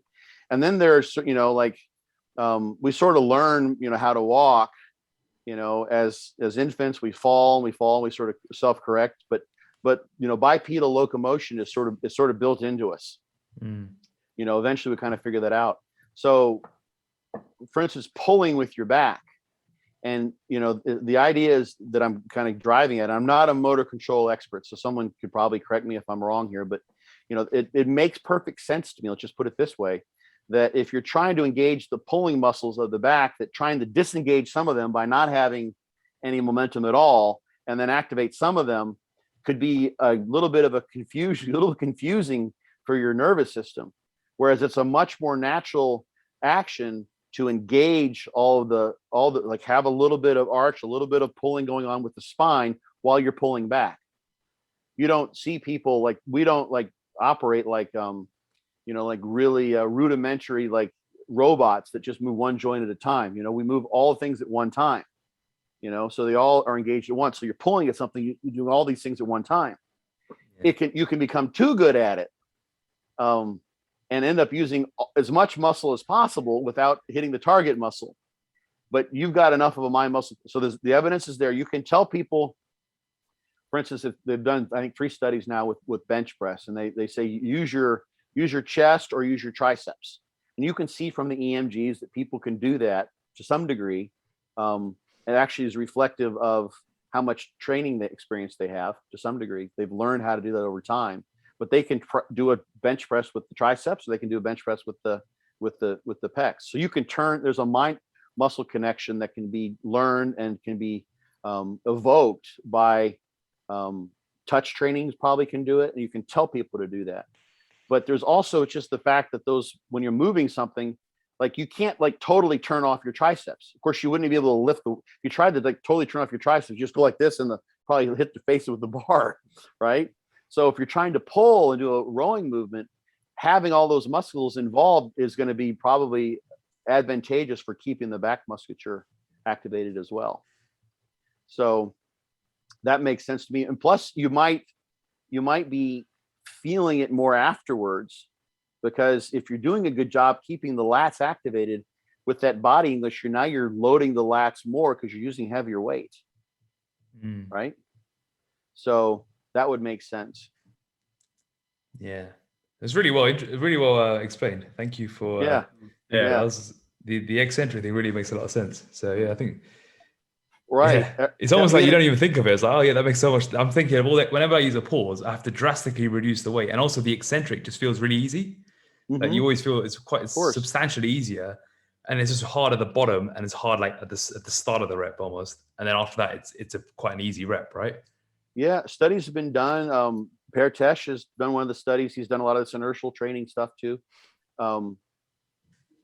where you can do 20 reps maximal eccentrics on an isokinetic dynamometer and have basically zero fatigue. The energy cost to lower a load is minimal. It's hard, like a standard procedure, a standard protocol in a lot of these muscle damage studies would be to literally take a 1 rep max on a knee extension. So let's say you're gonna just hit one leg. You figure out someone can lift 100 pounds. Like you do a 1 rep max, repeat the test. 100 pounds is their unilateral 1 rep max. And then you get a couple researchers that help with them, and they'll do 8 sets of 8 or 8 sets of 10, just lowering the load. And some people make it all the way through. They did 64 or more reps, and they're lowering. It's not they're just dropping it. They're actually doing controlled eccentrics, and they're doing that and doing sets of 8 with like a minute or 2 rest in between. And they're able to do that for 8 sets of 8, let's say, or 8 sets of 10. So they would do that once, and then that would be it. Like they'd come back a minute later, and there'd be none. So it's 1 rep versus 64 or however many versus 80. So yeah, you're much stronger and much less fatigable on the eccentric, which is why it makes sense to control that eccentric too. You don't want it just to drop. Yeah. And that's part of what I was talking about, being able to see in someone who's got a good mind muscle connection is sort of like, if they're arching here and then you just see like everything's kind of relaxing. It's like, okay, they're just letting the weight drop. But if you can see that there's some in the way that they're holding themselves, and this could probably be, parceled out biomechanically, I imagine, but it's just an intuitive sense that I picked up over watching, thousands of people in the gym, that you're activating that muscle, and they're actually making use of the body English in a good way. It's not just to, have more plates on the bar and look more impressive, but it's actually they're loading better. So you can do that, especially on back, because you've got especially on rows, because you got your legs to get. It's harder to do on chest. That sort of thing. But yeah, it definitely plays a role. So yeah, when the form Nazis, kind of scream. It's it's interesting. Like Ben Pakulski is here in town, and he is really known for focusing on the form and the slow controlled stuff. And he and I have chatted, and like he's got a system. Like people who've gone and taken his classes know that like that's like a very smart way. The first kind of stage in his system was spend like a year learning how to get a mind muscle connection, and have good form, not breaking your back, not doing things that are biomechanically unsound or potentially injurious. And then once you do that, then you can really focus on the progressive overload, because the weight's just going to come up during the first year of training anyway. And it just became so popular and just took off so well with the slow controlled stuff that he just kind of kept on putting out those videos because it made sense. And he kind of became known for that and criticized for that. But he fully, recognizes that eventually getting the place where you make yourself into an incredible performer by moving big weights for as many reps as you can get them for, that's where the ticket will be for eventually eliciting the muscle growth, especially down the road. But first things first. So yeah, if you've got, good biomechanical form and you've got a little body English in there, then, this is a very sound way of explaining why this matches what not only the force velocity curve suggests muscle, how it could better be loaded, but it also matches the scientific literature. So if someone wants to be all sciencey with you and do sort of an armchair's, form Nazi biomechanics analysis and say, you're doing too much of this and that and the other, just have them look at the research on isokinetic training and eccentric overload training and flywheel training. And eccentrics are, if you had to choose one, that's the way to go. If you had to do concentric or eccentric would be the way to go. Both is better as well, but there's something to say for that way of doing it. The problem is that I think most of the time, if you had to just like flip a coin or had to pick one or the other, most people who are moving and using some body English oftentimes don't have that good mind muscle connection, which needs to be in place if the body English is going to have the physiological effect we're talking about. So then potentially, and this is obviously a bit of a generalization, those people could really benefit from the pauses we were talking about to standardize reps a bit more, get a mind muscle connection, then potentially remove the pauses, do maybe standard reps, and then progress from there to some body English and have that as a bit of a progression. Mm-hmm. One thing, depends on this person's, there's lots of ways you can kind of program this in, but if someone like has a day where they're just ready to go to town, and you've got them to the point where they've got good form, what have you, let's say it's a bicep curl, because that's kind of an easy one you could do. You might say, today, I use a perceived recovery scale with my clients. So they kind of give me like a subjective scale of where the recovery is, and you can tell they're doing really good. You say, we're going to take this set to failure. And then I want you to bang out five cheat reps and make them as hard as you can. And that's your limit, just 5. So you do, 8, 9, 10, 1, you throw it up again, 2, a little more English that time. Sorry, I lost my headset, and you give them like maybe it's just 3. And you kind of limit it at that. But they've already demonstrated, this because they're your client. They've already demonstrated they know how to do curls without the body English. So there's a distinct separation between they go to failure with good form, no body English, no cheating, what have you. And then you're like, okay, we're going to add 3 cheat reps in. You could do the same thing with forced reps, you helping them out. And that's what trainers often do in the gym. But yeah, someone who's training on their own, who knows the difference. And especially you have to be, this is kind of an advanced technique because you've already got all these things taken care of. You got your form down, and you also know how to add in the body English in a safe way. Curls are easy, because you're not using a lot of weight compared to what you're deadlifting or rowing. It's not much of a stress on the rest of your body to throw something in there. You don't want to try to do cheat deadlifts, let's say, where you just let your back break and you let your form go to shit. Just so you can do a couple of heavy eccentrics you wouldn't otherwise be able to do. That's not a good idea. So this only lends itself, to those sorts of things. But this would be for some, let's say someone's doing a standing cable fly or something like that. And they've got a fly machine that they can get out of easily and it's comfortable, and maybe like they've got it set up so they can just let go at any time if they start to reach failure point, and they can step into it and add a little bit of English at the end. That would be an intensification techniques of cheat reps. That's, you know, that's what Joe Weider called them, so we'll just call it that. But that sort of makes sense as a way to do it. But that's a really advanced, and it's, you know, and that'll whack you. Literally, someone who hasn't done that, you add those in, that'll set you back. So you have to use those sparingly, I think, because of how they can literally push you to the other side of that hormetic stimulus adaptation curve, where you're like, okay, now I did too much, and now you're not recovered when you come back. So it's a good way to teach people how to speak to God in your training. Oh, there's so much, you know, that people are capable of, you know, if you really, really, you know, go to town. That's just not something people want to do, you know. I don't blame them. Yeah. So you've built all this muscle, then it comes to revealing the physique. You know, you've done the hard work, done the hard yards of dieting. You're now at the final week, peak week. So obviously this year you published. You're part of a publishing group that produced the ultimate peak week paper, and it was very, very, very, very detailed and very, very comprehensive, right? I think you pretty much covered everything that's been put out on there. We also upgraded our peak week article of late, and I sent it to you before the call. And I thought it'd be great to discuss it, because obviously ours is entirely based on who we've worked with over the years, many general population.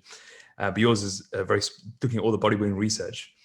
Talk us through, like, firstly, like how the articles compare, but also just generally, it'd be great to just sort of just bounce back and forth on what you think makes a good peak week, what you should definitely not do, what you should be focusing on.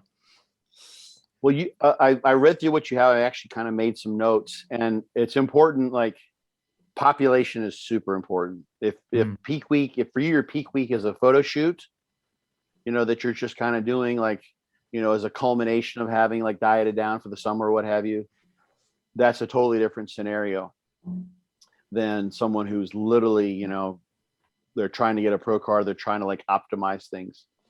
So where should we start here? One of the things I'll address this, because it's something that that you guys mention, and a lot of people say, and it's a good thought, because people will go too far with this, but it's an interesting one. So like, one of the thoughts is like, you shouldn't cut water, you shouldn't cut sodium. And it's like, what does that really mean? Like, you know what? I stopped drinking last night at 10 o'clock, and I didn't have any fluid until I got up today at 8. I cut water for, you know, 10 hours. We cut water all the time. So if you stop drinking, let's say at, you know, 5 o'clock the night before a show, and don't have any water until you come off stage at 10, that's a water cut, right? Now, my second show long ago, there was a woman who would have probably won. She was a heavyweight bodybuilder. She was a friend of a friend, and she probably would have won her class. But she got in an automobile accident going to the finals. She literally went to a four-way stop, and she looked both ways, or she stopped, someone else went, and she just drove right into somebody. She had stopped drinking water on Tuesday. This was a Saturday. She cut her water like 4 days out. That's a water cut that's just absolutely asinine. So it's so that's one of the things you put for someone who's, and here's the big contextual statement there, is if you're in amazing shape, you don't really have to do anything. Like, we say that in the paper, and you say it too, I think, in your article there, is that you shouldn't have to do anything at all. But let's say, you know, that you can drop water and look a little bit better if you stop drinking. You have a gallon of water a day, and you drink that all throughout the day, and you decide, you know what, I practice this. You know, in fact, what I did is, I know I look better the days I don't have any carbs, the days my carbs are lower, and I'm going to see what happens if I just, you know, have a no carb day beforehand, So you've cut your carbs, and I just don't add any sodium to my last couple meals. So you cut your sodium, and I stop drinking my water at 5 o'clock. That's a water cut. So, and you look phenomenal, but you look a little bit better because you did that. Those things make perfect sense. And, for anyone, unless they have some very bizarre health or renal issue, what have you, that's going to create absolutely no danger, what have you. So I bring that up only because it's a matter of semantics, like the cutting something, out. It's the terminology we use. Like you're going to get, unless you, specifically avoid sodium containing foods, you're going to have some sodium in pretty much everything you have. And we cut things all the time. Like people are doing think about intermittent fasting. Like they're cutting food and cutting sodium, for 16 hours all the time. Normally that might be much less. And so that's one thing I just sort of think is an important talking point, is that if you're in shape, you shouldn't have to do hardly anything at all.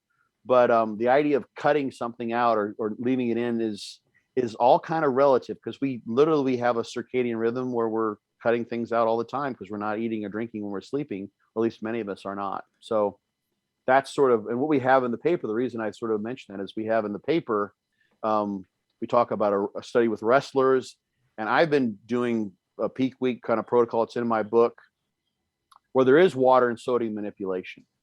And it makes a highly variable difference depending on the person. Some people, it doesn't really matter at all. Kind of depends on how you do it. And some people suffer horribly when they try to do that. And some people, it doesn't bother them one bit. It's really interesting. So those things can be effective, but I think it's too blunt of a hammer to just say, don't do this and don't do that, because manipulation can make a difference. Do you think it makes a difference if you're natural or using performance enhancing drugs? No, I have never. It's funny. I've never used diuretics, and I've never had any of my never instructed any of my clients ever to use pharmaceutical diuretics. Caffeine, yes, that is helpful. And that's one thing that I think that we may have mentioned in there. What I would typically, let's say someone's doing like 400 milligrams of caffeine, kind of an average amount, and they might go up 50% to 600 milligrams the day before, and that will have an effect. But with performance enhancing drugs, you've got a whole other deal, because you've got all other issues that could be affecting their what's causing the whole water, what's not causing the whole water. So, if they've got estrogenic actions, that's going to have an effect on water balance. So that's something that, someone's going to use a SERM or aromatase inhibitor for. If they're using clenbuterol, for instance, that's going to tend to drop water for those people. You mentioned taking yohimbine out. I don't know if that's allowed in all natural organizations or not. Yohimbine, I believe they are. I mean, I've competed. Every time I've competed, that's not been an issue. Okay, yeah. I mean, ephedra is or isn't, but yohimbine technically should be. I mean, ephedra is in ephedra sinica, and you can find yohimbine and yohimbine bark. So there's natural sources, but the pharmaceutical derivatives are drugs. So it's a gray zone. But absolutely, it'll work with natural competitors without a doubt. You just have other factors you want to take into play. But unless the PEDs have caused some a renal impairment, then absolutely, for sure. Because I always find that it's the people that use PEDs that tend to overcomplicate the peak weeks, and I don't know if there's a I've talked about this on podcasts when we've gone into this. So there's probably I wager to guess, and I'm trying to think. I could probably dig into some of the literature looking at PED users versus natural competitors, and there's definitely an obvious difference between those who've chosen to go the PED route and those who have not. And I would imagine some part of that, I'm just speaking the obvious here, is that those decided that they have an affinity towards using drugs in some way, shape, or form. Not that they're drug abusers or what have you, but they've decided that they're going to take the path that includes PEDs. So it makes sense that those people who have decided to use PEDs as part of their bodybuilding journey will also use PEDs or drugs during the peak week. You also have, and this is the other point to that, and you're dead on, I think, is you do have issues with water balance with PED use. So those could be estrogenic things. I mean, not that we need to go into the whole drug issue, but like a lot of guys They'll remove anything that's going to aromatize into an estrogenic compound that would cause water retention. So guys are taking out any testosterones and those sorts of things because of the impact on water. They're taking out growth hormone because that'll have an impact on body. Where they're taking out euhimbine, they're adding in clenbuterol potentially, et cetera, et cetera. So they're already doing things for weeks before the peak week to get ready to be in a place where they've eliminated the agents of water retention, and now they're going to want to add things to help with water. And also there's, of course, there's no one's testing for anything, unfortunately. I think diuretic testing would be a great thing to add to, sort of help remedy what's been going on lately with all the issues, let's just say, of people having problems and passing away and dying, and all the reports of diuretic based problems that have been happening, to eliminate that. Because the thing is, and this is the crazy part, and I guess, I'm trying to figure out how to institutionalize this, so I want to try to make this better known to people, is that you can create an amazing diuretic effect. You can get as dry as you really want to by manipulating your water and your sodium intake and doing some other things, all of which is in the, there's nothing that's held back in that paper. And all this is, basically, with the exception of really caffeine, which is, pretty much the world's most, aside from maybe alcohol, the most widely used drug and acceptable and pretty dang safe. You can use herbal diuretics, and they're actually, this is one thing you mentioned in your article, there's really nothing to substantiate their use. Actually, there's a number of herbal diuretics that can be effective. You can use vitamin C, you can use caffeine, manipulating your sodium, your macronutrients, focusing on protein, taking out carbohydrate. The head down tilt. I don't know if you read about that in the paper. I was going to bring that up, actually. Yeah, that's a nice little tidbit, isn't it? That was my secret that I had for years that I only shared with clients. I figured that out reading some of the NASA literature where they're trying to simulate microgravity of space. So they do head down tilt with people. Added that in, so that can be known. That's good for a couple pounds for most people of water loss. And actually, really, back to your original question, I would say, because of you don't have those complicating factors in a natural athlete, and if the chances of renal impairment, I would guess, are probably less than someone who hasn't maybe spent 10 years at a massive body weight beyond what their natural set point, so to speak, would be, and so they don't have high blood pressure, whatever that's been caused. They might have healthier kidneys that might be more reactive to some of the strategies that are in that paper. So without a doubt, it can work. The thing is that natural athletes will they get so damn lean, they don't need it as much as a lot of the enhanced competitors do, because natural athletes, they get just as diced as anybody, probably more so on average. One thing I've found I've always struggled with is not filling out enough, and it's probably because I undercook the carbs. I don't feed myself up enough, because I always think I don't want to overdo it. And then what ends up happening is a classic sort of thing is, after the show or the photo shoot, whatever it is, that week after, I'm looking better than ever. It always happens, right? Yeah. But I've tried multiple strategies where, you can do the back end loading, you can do the front where you start walking things up 10 days before, when you're in shape, all you need to do is just hold it and sort of seal it. And you start walking things up slowly. Have you found any differences between the two, or you just found it so individual? Or do you have let's say you're working with someone, you think, all right, this person will probably suit a front strategy, or this person will suit a back end, or what's your thinking on that? I've been, the strategy that's in the paper and that's in my book, I've been refining that for like 20 years myself. I've done that hundreds of times, probably over the years. I don't know. I need to go with people. I've probably done like 30 or 40, maybe 40 shows. And I've done, practice peaks week for each of those. And there have been some years when I've done 5 or 6 times. And so I played around with variations of, loading slowly and those sorts of things.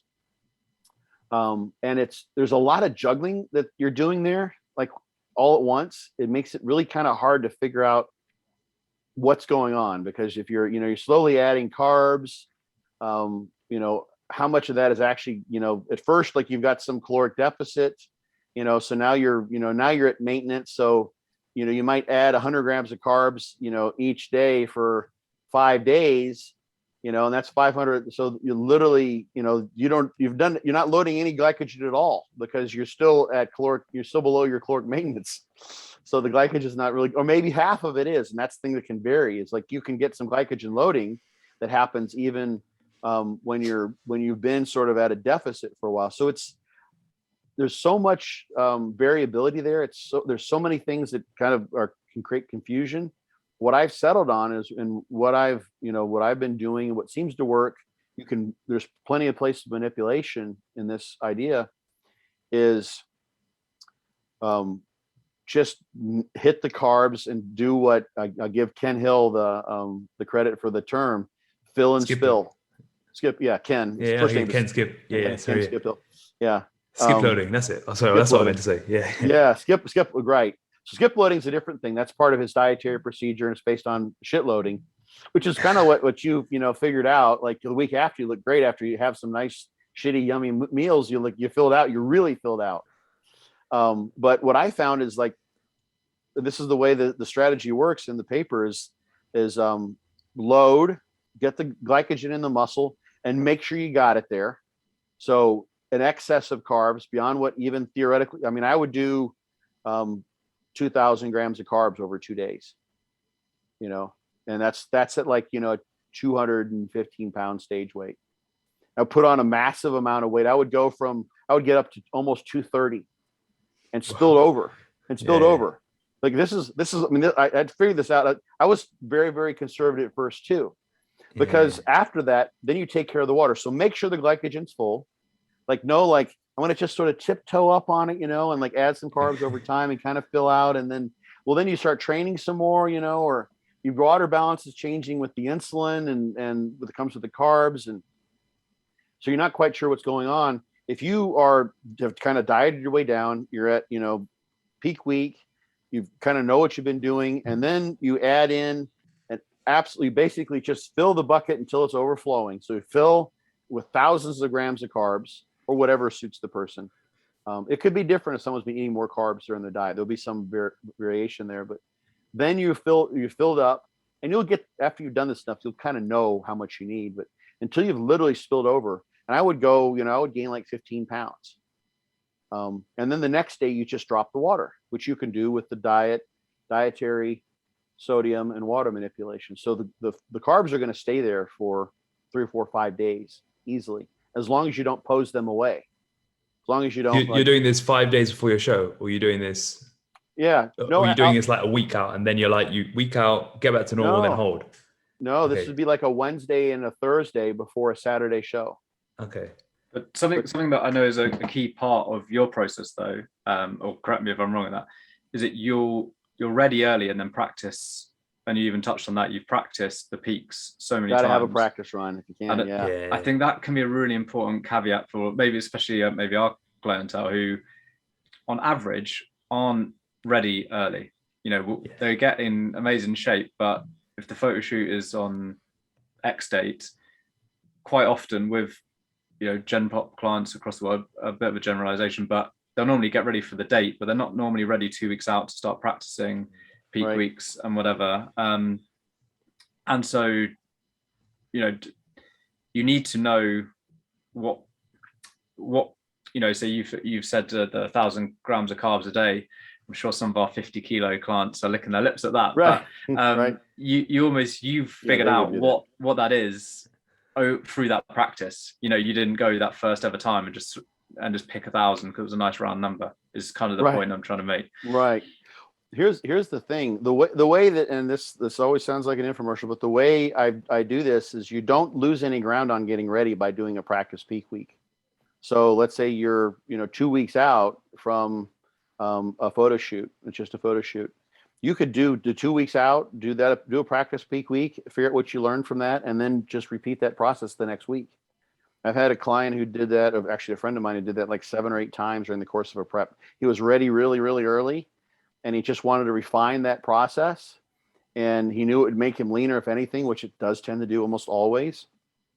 You don't lose anything. This is very different than when people use pharmaceutical diuretics, because your water balance gets so thrown off by that in many cases. you're never come back to the same starting point until weeks later.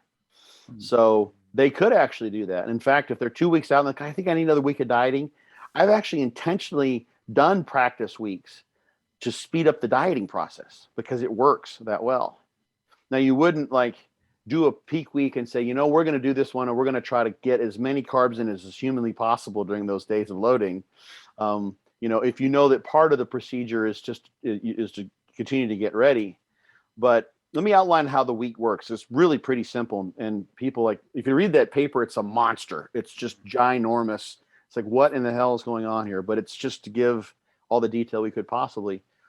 Basically, it's kind of very simple. You would start off a week, let's say on a Sunday or a Monday, and train the way you've had and not try to eat at a caloric you're not trying to lose any fat here. You're just trying to be ready for a glycogen loading. So it's not a true depletion the way many was done earlier on in some of the depletion studies when they were really trying to figure out what happened with super compensation, that kind of stuff. You would just eat a very low carb diet, kind of a ketogenic style diet, train the full body. Your last workout would be on a Wednesday, and then Wednesday and Thursday you'd carb up. And that could be, you know, that could be 10 grams per kilo of body weight per day, depending on the person. That's like a high end number to go from a pretty low state, someone who's really dieted hard, to a really full and super compensated state. That could be, you know, let's say someone's like, you know, they know their stomach's not going to do well. You might go with 5 grams per kilogram. So it's, it could be, that would be 500 grams for your, 10 grams per kilogram would be 500 grams per day for your 50 kilogram client, which is a lot. But they might find like, you know what, they wake up and like, oh God, I'm so full. I don't even want to eat more carbs today. So they just have another couple hundred grams of carbs on Thursday, or they're starting to spill over. They notice this, they see it. The spilling, I can kind of explain the spilling process. This isn't, you know, this is my basic understanding of why this would possibly happen. We know that insulin has an effect on water retention, increases vascular permeability. That's in part to allow glucose that gets into the bloodstream, goes from the gut into the bloodstream, and gets out of the capillaries so it can make its way into the muscle cell. So when it does that, there's an osmosis process that's going on. So the water's moving, glucose is moving out, and eventually that glucose is getting in the muscle cell, and then it's being stored as glycogen. That pulls water into the cell with it. Now, eventually, if you've got more carbs coming in, and normally the glucose molecules will be making their way into the glycogen complex, and now your glycogen levels are full, the glucose doesn't have any place to go, but it's still going to disperse itself in the different body compartments. And where glucose goes, because it has an osmotic effect, it's part of the reason why glycogen stores water with it as well. Glycogen has an osmotic effect too. If that glucose gets backed up, it's going to pull water with it. And that is in the interstitial space outside of the cells. And part of that interstitial space outside the cells is under the skin. So you'll see that. And anyone, you know, sodium will do, you take in too much sodium, you'll have the same effect. You take in too many carbs, you'll have that spillover effect. So once you've gotten there, it's that to some degree, if you've kept your water the same and your sodium the same, there's nothing else that would have caused that to happen. That tells you, like, I think the only thing I've changed is my carbs. I've just added a bunch of carbs and now I spilled over. That's probably why I spilled. And that's probably why, the way I figured it out, at least in my own mind, makes sense given everything I've seen, it's because your glycogen levels are full. Glycogen levels are full. Okay, mission accomplished. Now leave them be. Don't pose them away. Don't go train again. Some people want to do that till they want to train. In this case, with this scenario, I wouldn't train again. You can't train all the way through the week, but that's not using this kind of protocol. If you're just going to keep doing the same thing because you look awesome, then don't change anything. But in this case, you're intentionally loading a bunch with carbs to fill out the muscle so that it gets larger, and then leave it be. Don't just undo what you've just done. That would end on Thursday, and then Friday you shift things to drop the water and make sure you're dry.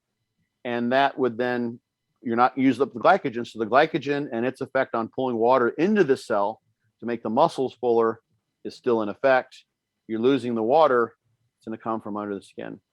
And then you wake up on Saturday and then you adjust as the day of the show. So a few days of no carbs, kind of training everything, priming insulin sensitivity, getting ready. load, fill and spill, and then clean up the water on Thursday and Friday as needed. And then Saturday would be the show day, and you'd adjust depending on how you wake up looking. I think I'm going to try that next year. I'm going to do a couple of trial runs on the way and then do it. Yeah. Yeah. I mean, it literally, and it's so, I just helped the guy this last weekend with it. I've done this so many times. It's really kind of fun to do. Yeah, it sounds fun. Yeah, it is, and that's why I like you're just thinking of those 1,000 grams of carbs though, aren't you? Yeah. You have to be careful. Like that's not, it's not always fun. You have to that's going to be hard. That's actually an effort to eat that much. Well, I mean, that was me, at, 215. Yeah. So, and whatever, 4%, when I was at my biggest. So that, sorry, that's probably, maybe sorry to cut you off there. Just maybe another strong caveat to add is just, you're discussing the level of leanness that's required to pull that off. If you're doing a lifestyle shoot, this is not lifestyle. Probably not warranted, is it? Yeah, I mean, you could. Here's the thing that's kind of cool about this is that, if you look at depending on the person, how much muscle they have, how big they are, when you're low in glycogen, and let's say you're going to store, let's say you're someone who from really low on glycogen and the liver is empty of glycogen. Let's say they've got 700 grams of glycogen to be stored. They're not a really big person, not super muscular, but they got 700 grams of glycogen, of glucose to be stored as glycogen. They could do a 500 gram day and a 750 gram day.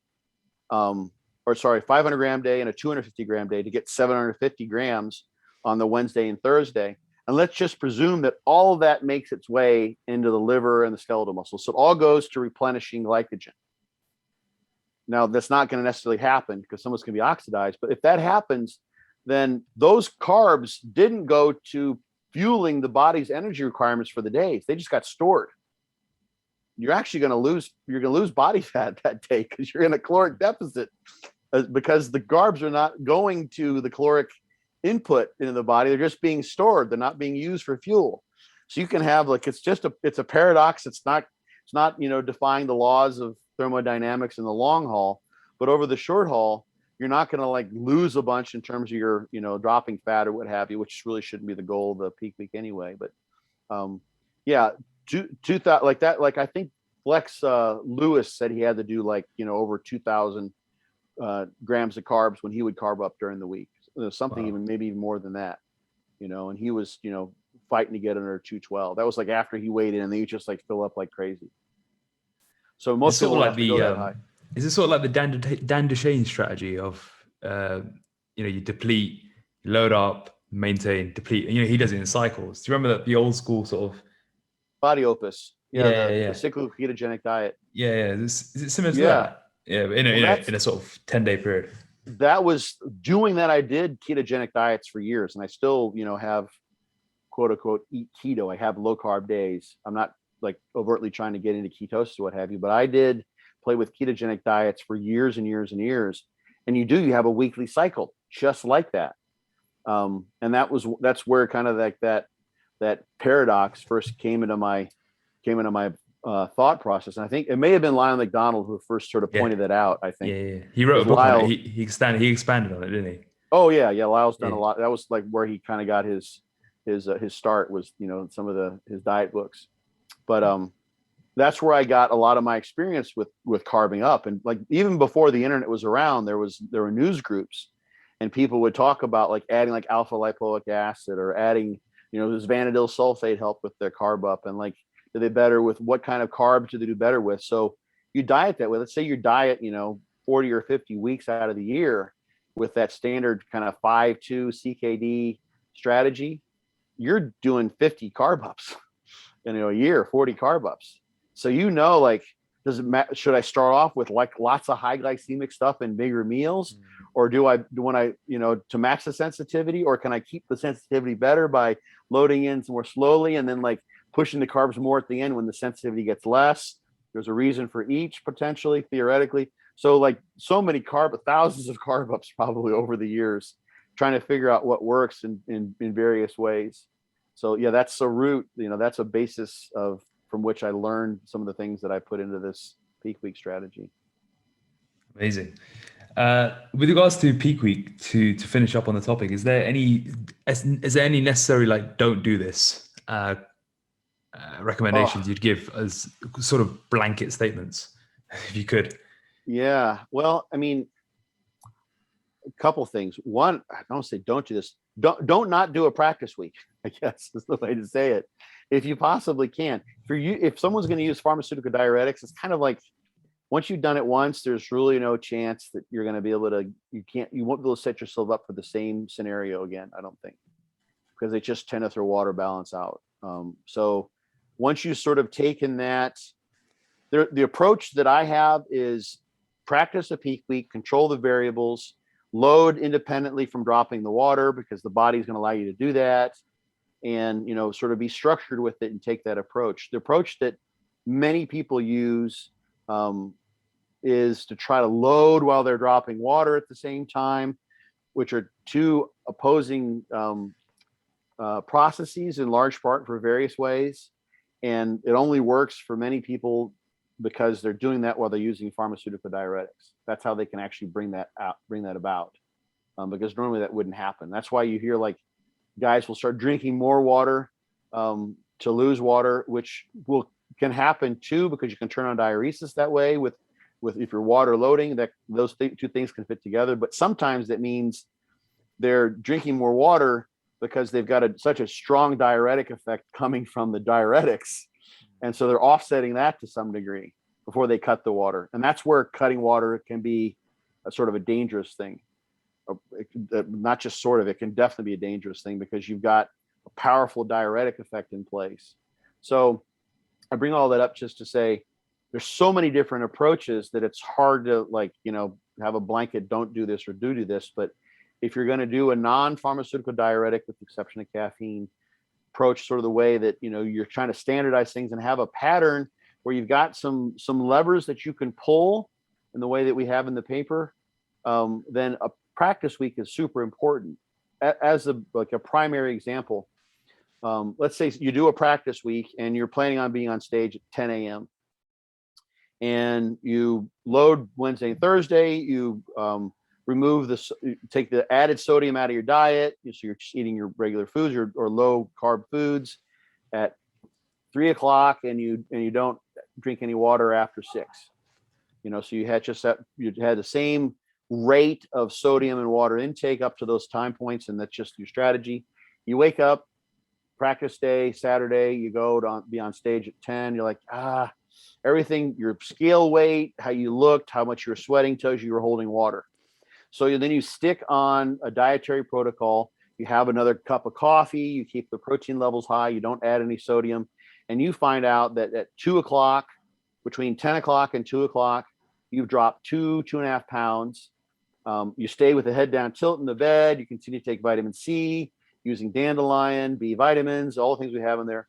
And you find out, wow, I look really nice and dry at 2 o'clock. So that was like 3 or 4 hours difference. I think what I should do is move everything back like 3 hours. I didn't feel thirsty. I wasn't getting lightheaded. Wasn't getting any cramps. I was fine. I think I can probably go for 20 hours without any massive pharmaceutical diuretic use, or maybe less than that, about 20, 22 hours, 24 hours, maybe at most, with no water and it's not going to kill me. You can always add water back. That's the nice thing. Easy to add water back. So you find that a 3-hour shift is what was necessary.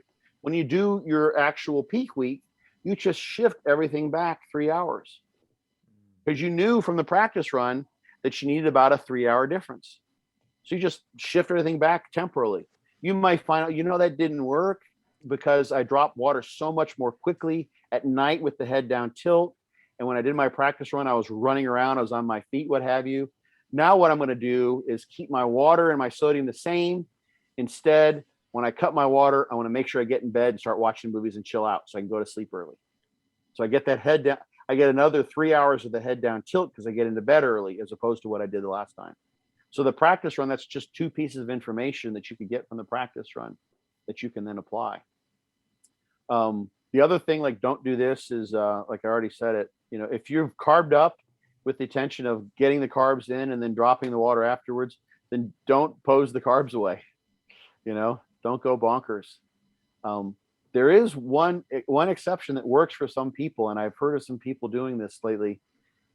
Is sometimes people will be backstage and they'll just pump up like crazy, and I think that's because they're nervous, or sometimes it's like a last ditch effort to drop water. They want to try to sweat the water off. I think a lot of times they're just burning up glycogen. They're going to make themselves eventually flat. But sometimes you can find out, and this is where a practice run would help too. It's like, I did everything. I did what I would normally do in the day of the show. They don't even I hear they're not even allowing some people to have bands backstage. They're trying to for COVID precautions, you can't have bands. And they actually made us a couple of shows I did last year. We had to be barefoot, like no flip flops, anything. I don't know which was more hygienic, being barefoot or having flip flops. I'm like, we were standing there with no, they were trying to I guess I don't know what the deal was, but that was very odd. So let's say you're in a scenario like that where you don't get hardly any pump up. And you do that in your practice run. You're like, I just didn't feel pumped up. I just didn't work. Maybe during your practice run, you try that out and you're like, okay, you know what? I think I've been having good workouts. I should be full. I don't look flat or feel, I just should get it going. Maybe you go and you do a lot of pumping up and you find that works for you. Literally you spend 10 minutes getting ready, lots of push-ups, using the bands, whatever you need to do, you figure out some solution. That's something you could do. So the pumping up can actually be very, very helpful for some people, because they look not so good at being able to work out, but a half an hour, 45 minutes into a workout. Even heard, I think it was Sergio Oliva when he did one of the Tampa shows. I'm not sure if it was the New York Pro in Tampa or whatever. He was with Chris Aceto, and they went to a gym near the venue, and literally they're watching the show online in the play-by-play, and he got a workout in. He was in the gym 45 minutes before he was on stage, because he knows he has kind of an acute effect of filling out and kind of keeping, maybe it's some of his post-workout inflammation, what have you, but he looks much better. This happens for some people after a workout. So he went and he trained the day of the show. Basically did a real training session because he knows he looks better, the way it shifts the water for him. So there's not a whole lot of do's or don'ts, but if you've got a logical system that you put in place, like loading the carbs, then don't get rid of the carbs, so try to piece things together. And I think that's a lot of what, just as kind of a last thought, a lot of for instance, the burger and fries thing. A lot of people are go and have a burger and fries. It's a very standard thing. If you got 12, 15 clients, I just told everyone to have a burger and fries. So they went and had a burger and fries. But then that may be effective for someone who is flat and, could use some carbs and some fat per se. That may work. And it does work for many, many people. But as someone who needs to dry out more, having salty fries and a burger is probably not going to be their best way to do that. They might need something else. So think about the things you're doing and try to figure out, what the rhyme or reason is. And I've seen and talked to some people now who they're like the burger and fries, and they're throwing out what can be really good strategic suggestions, because that's what they hear about people doing, but they don't really know why they're doing them. Like the burger and fries thing. If someone's flat, burger and fries, big meal. If that settles with you. So those sorts of things. Try to think through what it is you're doing, and have a practice run. That way you can see, does the burger and fries actually help me? For example. So we'll link the paper in the show notes. So if you want a deeper dive into all of Scott and the team's research, make sure you check out the. It wasn't just mine, but the team as well. There's a whole team of you, right? So check it out. We'll put it in the show notes for your reference. Scott, it's been an absolute pleasure. We've covered, I think, everything under the sun today. Where can people find more about your work and more about your books and everything, really? Where can people find out more? I'm using Instagram. You can just Google Scott Stevenson bodybuilding. I come up, but Instagram is fortitude_training, and the profile URL will get you everywhere there. Awesome. Amazon, the books. I have the book here. I've been instructed to keep it, place. So this is on Amazon. It's hardcover. People dig the hardcover. Yeah, that's nice. Yeah. Nice. I think so. Nice. Good material as well. Yeah. It's 400 pages long. So, and I figured people are going to be reading it while they're doing cardio and that kind of stuff. So get a nice, nice hardcover, that kind of thing. So a lot of the cost is just because it's a nice book, but I think it's worthwhile. Amazing. Who do you think we should have on the podcast next as a final question? Oh, Chris Barakat, who just competed, he was on the. I'll just shout out. Actually, you could have any of the people that were on the paper with me: Chris Barakat, Guillermo Escalante, Alan Aragon, or Brad Schoenfeld. I don't know. Alan doesn't do a lot of podcasts that I know of, and Brad's might be hard to get a hold of. He's so busy, but I imagine you could get Guillermo on. And, I guess Chris. With Chris, sorry, it'd be cool because he's just competed using that exact protocol, isn't it? Pretty close. He did some different things with water, I think. Okay. But yeah, and he's collected some data. We're trying to. It's a fascinating thing because we're trying to use some of the scientific methodology to figure out what's going on with the water shifts, right? And so you got an intracellular and extracellular compartments, and one of the problems is that just with body composition literature or the assessments anyway, is that they're estimates based on underlying assumptions of the body composition. So if you do like a bioelectrical impedance or bioimpedance spectroscopy type of apparatus, there's assumptions as to what the composition and the hydration of the fat-free mass is, for instance, that it fits into the calculations that are used to evaluate shifts in those things. But if you're intentionally trying to change the hydration of the fat-free mass, we're literally trying to change the hydration of the muscle cells by glycogen loading so that they fill up. You're intentionally violating the underlying assumptions of the methodology you're using to measure those changes. You're chasing your own tail. And we kind of figured that out.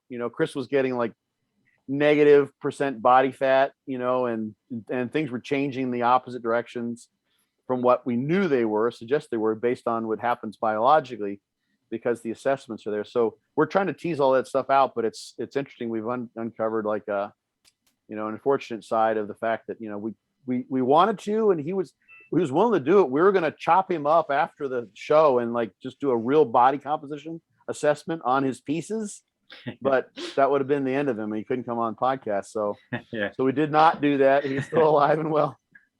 But yeah, he'd be great to have on. He could probably, great guys to give you great answers to all the questions you asked me, and he could tell you more about what he put himself through in gathering all those data. Amazing. We'd love an introduction. Right on.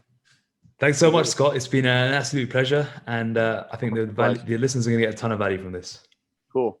Glad to hear that.